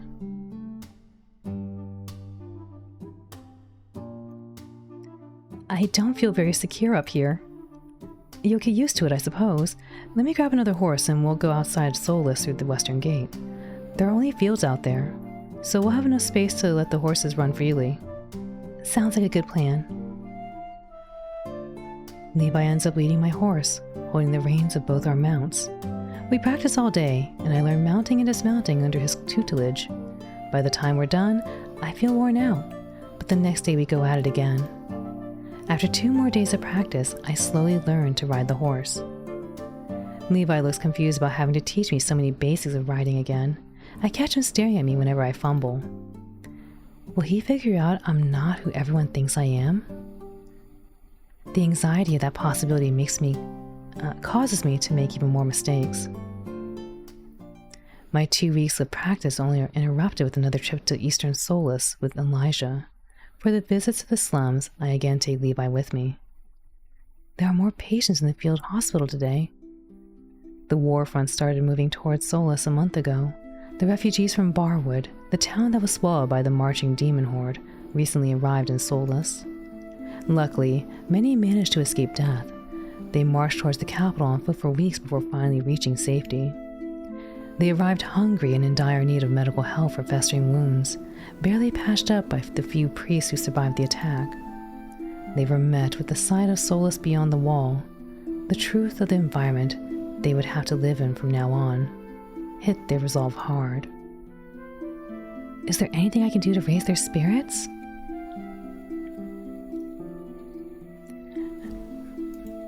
Yes, give them hope as the Saintess. Hope is the commodity that's least in supply in Eastern Solus. If you don't mind, Celeste, could I seek out Cherry and Lily again? Sure. I'll stay here and talk to the wounded? For the rest of the day, I wander between cots, talking to the patients. Even though at times I don't truly believe I can defeat the Demon Queen, I push my doubts aside. I pretend that I'm sure of my skill at wielding the golden bow, that I'm sure an arrow I shoot will fell the Demon Queen. I make the refugees believe there's hope for peace, and in the process, I come closer to trusting in myself. I spent the last week riding the horse at a steady pace, getting to know the area. I'm still far from a great rider, but I think I'll be able to stand the journey to the Demon Queen's castle now. Before I know it, all the time I hadn't left until we embarked passes, and suddenly I had to pack for the journey. Linda is the one doing the packing, but Eurydice is in the room too. You should take another pair of pants. Noah told us to pack light. We will only have 4 wagons for provisions and some luggage. I can't take too much with me. Besides, I'll be in my Saintess outfit throughout the journey. Something about being the beacon of hope to the party, a symbol of our victory. But won't you be uncomfortable? I learned to ride side saddle because I already knew I'd be traveling in nun clothes, which don't have pants. I'll be okay. If you say so. Later that day, the party gathers on the training grounds. Noah takes a head count of everyone. The party consists of 20 people. Noah, Tarek, Levi, and 5 other knights, 3 mages, 5 archers beside myself, Elijah, Gareth, and 1 other healer. It feels like a small group for such a grand quest. Still, the Empress seems disinclined to budge on the number of people allowed in our party or on our deadline to leave for our journey. I can't change the situation, though. I've done the best I could. We ride for days. Only when we're close to being out of sunlight do we stop to make camp. I'm so tired from traveling at the end of each day that I immediately collapse as soon as I lay out my bedroll. Fortunately, I'm exempt from the night watch. Noah wants all my focus to be on the fights as a Saintess, so he needs me well rested as possible. Gotta get some sleep. Thanks for stream. Little Machine, thanks for being here. I think I might call it here actually too, because I just noticed the time. I was having too much fun. I wanted romance. But yeah, I might call it here too, actually. Good night, Little Machine. Hope you're well. I'm doing well, Colum. Thanks for dropping by. Oh, thank you, Chi.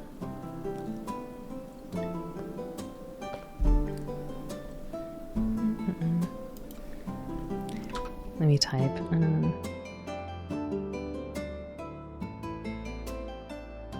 This is nice music too. But yeah, I think I might call it here too. I just noticed how much time has passed. Oh my goodness. I did not know it was that late. Udi-san. Comfy. I did not realize how late it was getting. I wanted the romance.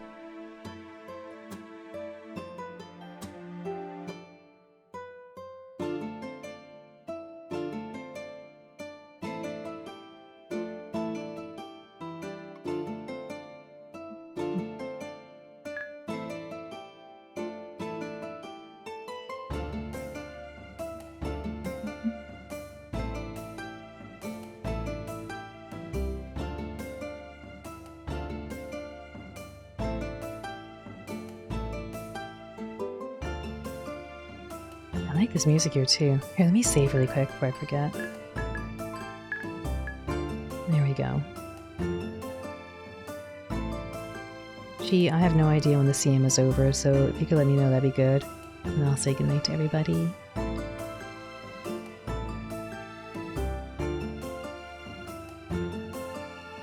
Might go just a little further here. We don't expect to be attacked by demons this far away from the front line, but you never know.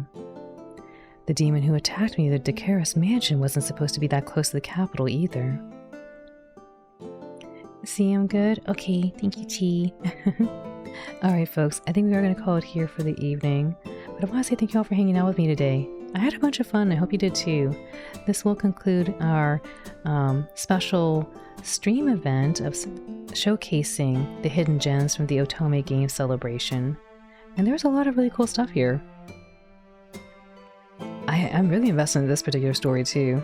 Again, if you are interested in this game, I do have the game pinned in the chat above, so be sure to check it out there. This is Saintess of the Golden Bow. I feel like we're getting to like the first story arc here, because my understanding is that we're supposed to rinse and repeat, so we'll find out. But yeah, this is a lot of fun. I honestly did not know how much time was going by because I was really like enthralled with the story. I was hoping for like more romance, and I think they're actually doing a good job pacing it. Like, it doesn't feel like it's too fast, you're like, oh, this is unbelievable, but it doesn't feel too slow either, where I feel like I'm not getting anything. So I've been having fun.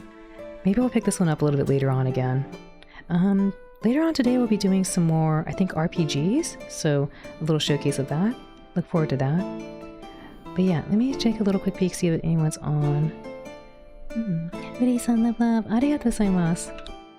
Silver, thank you for being here. Thank you all for hanging out. I actually really enjoy doing these kind of streams because to me it kind of feels like having a little bedtime story for those who it's evening. But it feels like a little bedtime story time, so I feel like it's going to be nice to listen back to. Make sure to go check out Uri-san, give her a follow. Let's take a little peek and see.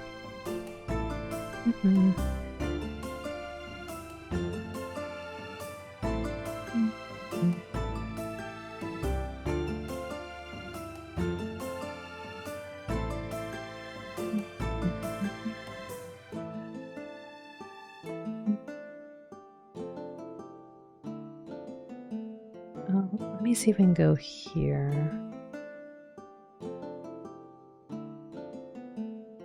I don't really get a chance to raid this person often. So let's go send them the love. We're gonna send the love over to Lupino. Lupino is a cute little birdie, and they like to do a lot of art streams. So let's go send love over to her and wish her luck with art. Say some yampasu wampasu. Oh, interesting. I wonder if Twitch puts something on for people, if it's only subscribers and followers can chat. Lupino's really chill though, so we'll go say yampasu wampasu to Lupino. Oh yes, a big thank you again to Transparent Games for providing us a copy of Saintess of the Golden Bow. This is a lot of fun. So maybe we'll be able to pick it up later on again. I'm very curious about the romancing. Thank you for the stream. Hope you sleep well. Colin, thank you. Thank you for dropping by. I hope to see you again next time. I'm glad you're doing well too. Otsukare-sama deshita. Uri-san, arigatou gozaimasu. Oyasumi, Uri-san. Ai-san, oyasumi. Minasan, oyasumi. Yume o. Good night, everyone who's been here. Thank you for hanging out with me. I'll see you later on today/tomorrow for some RPGs. Otsukare summer. Ai-san, arigatou gozaimasu. Oyasumi. Good night, everyone. Good night, Column. Good night, Chi. Good night, Nihimith. Oyasumi, Dani-san. Itarashai. Take care.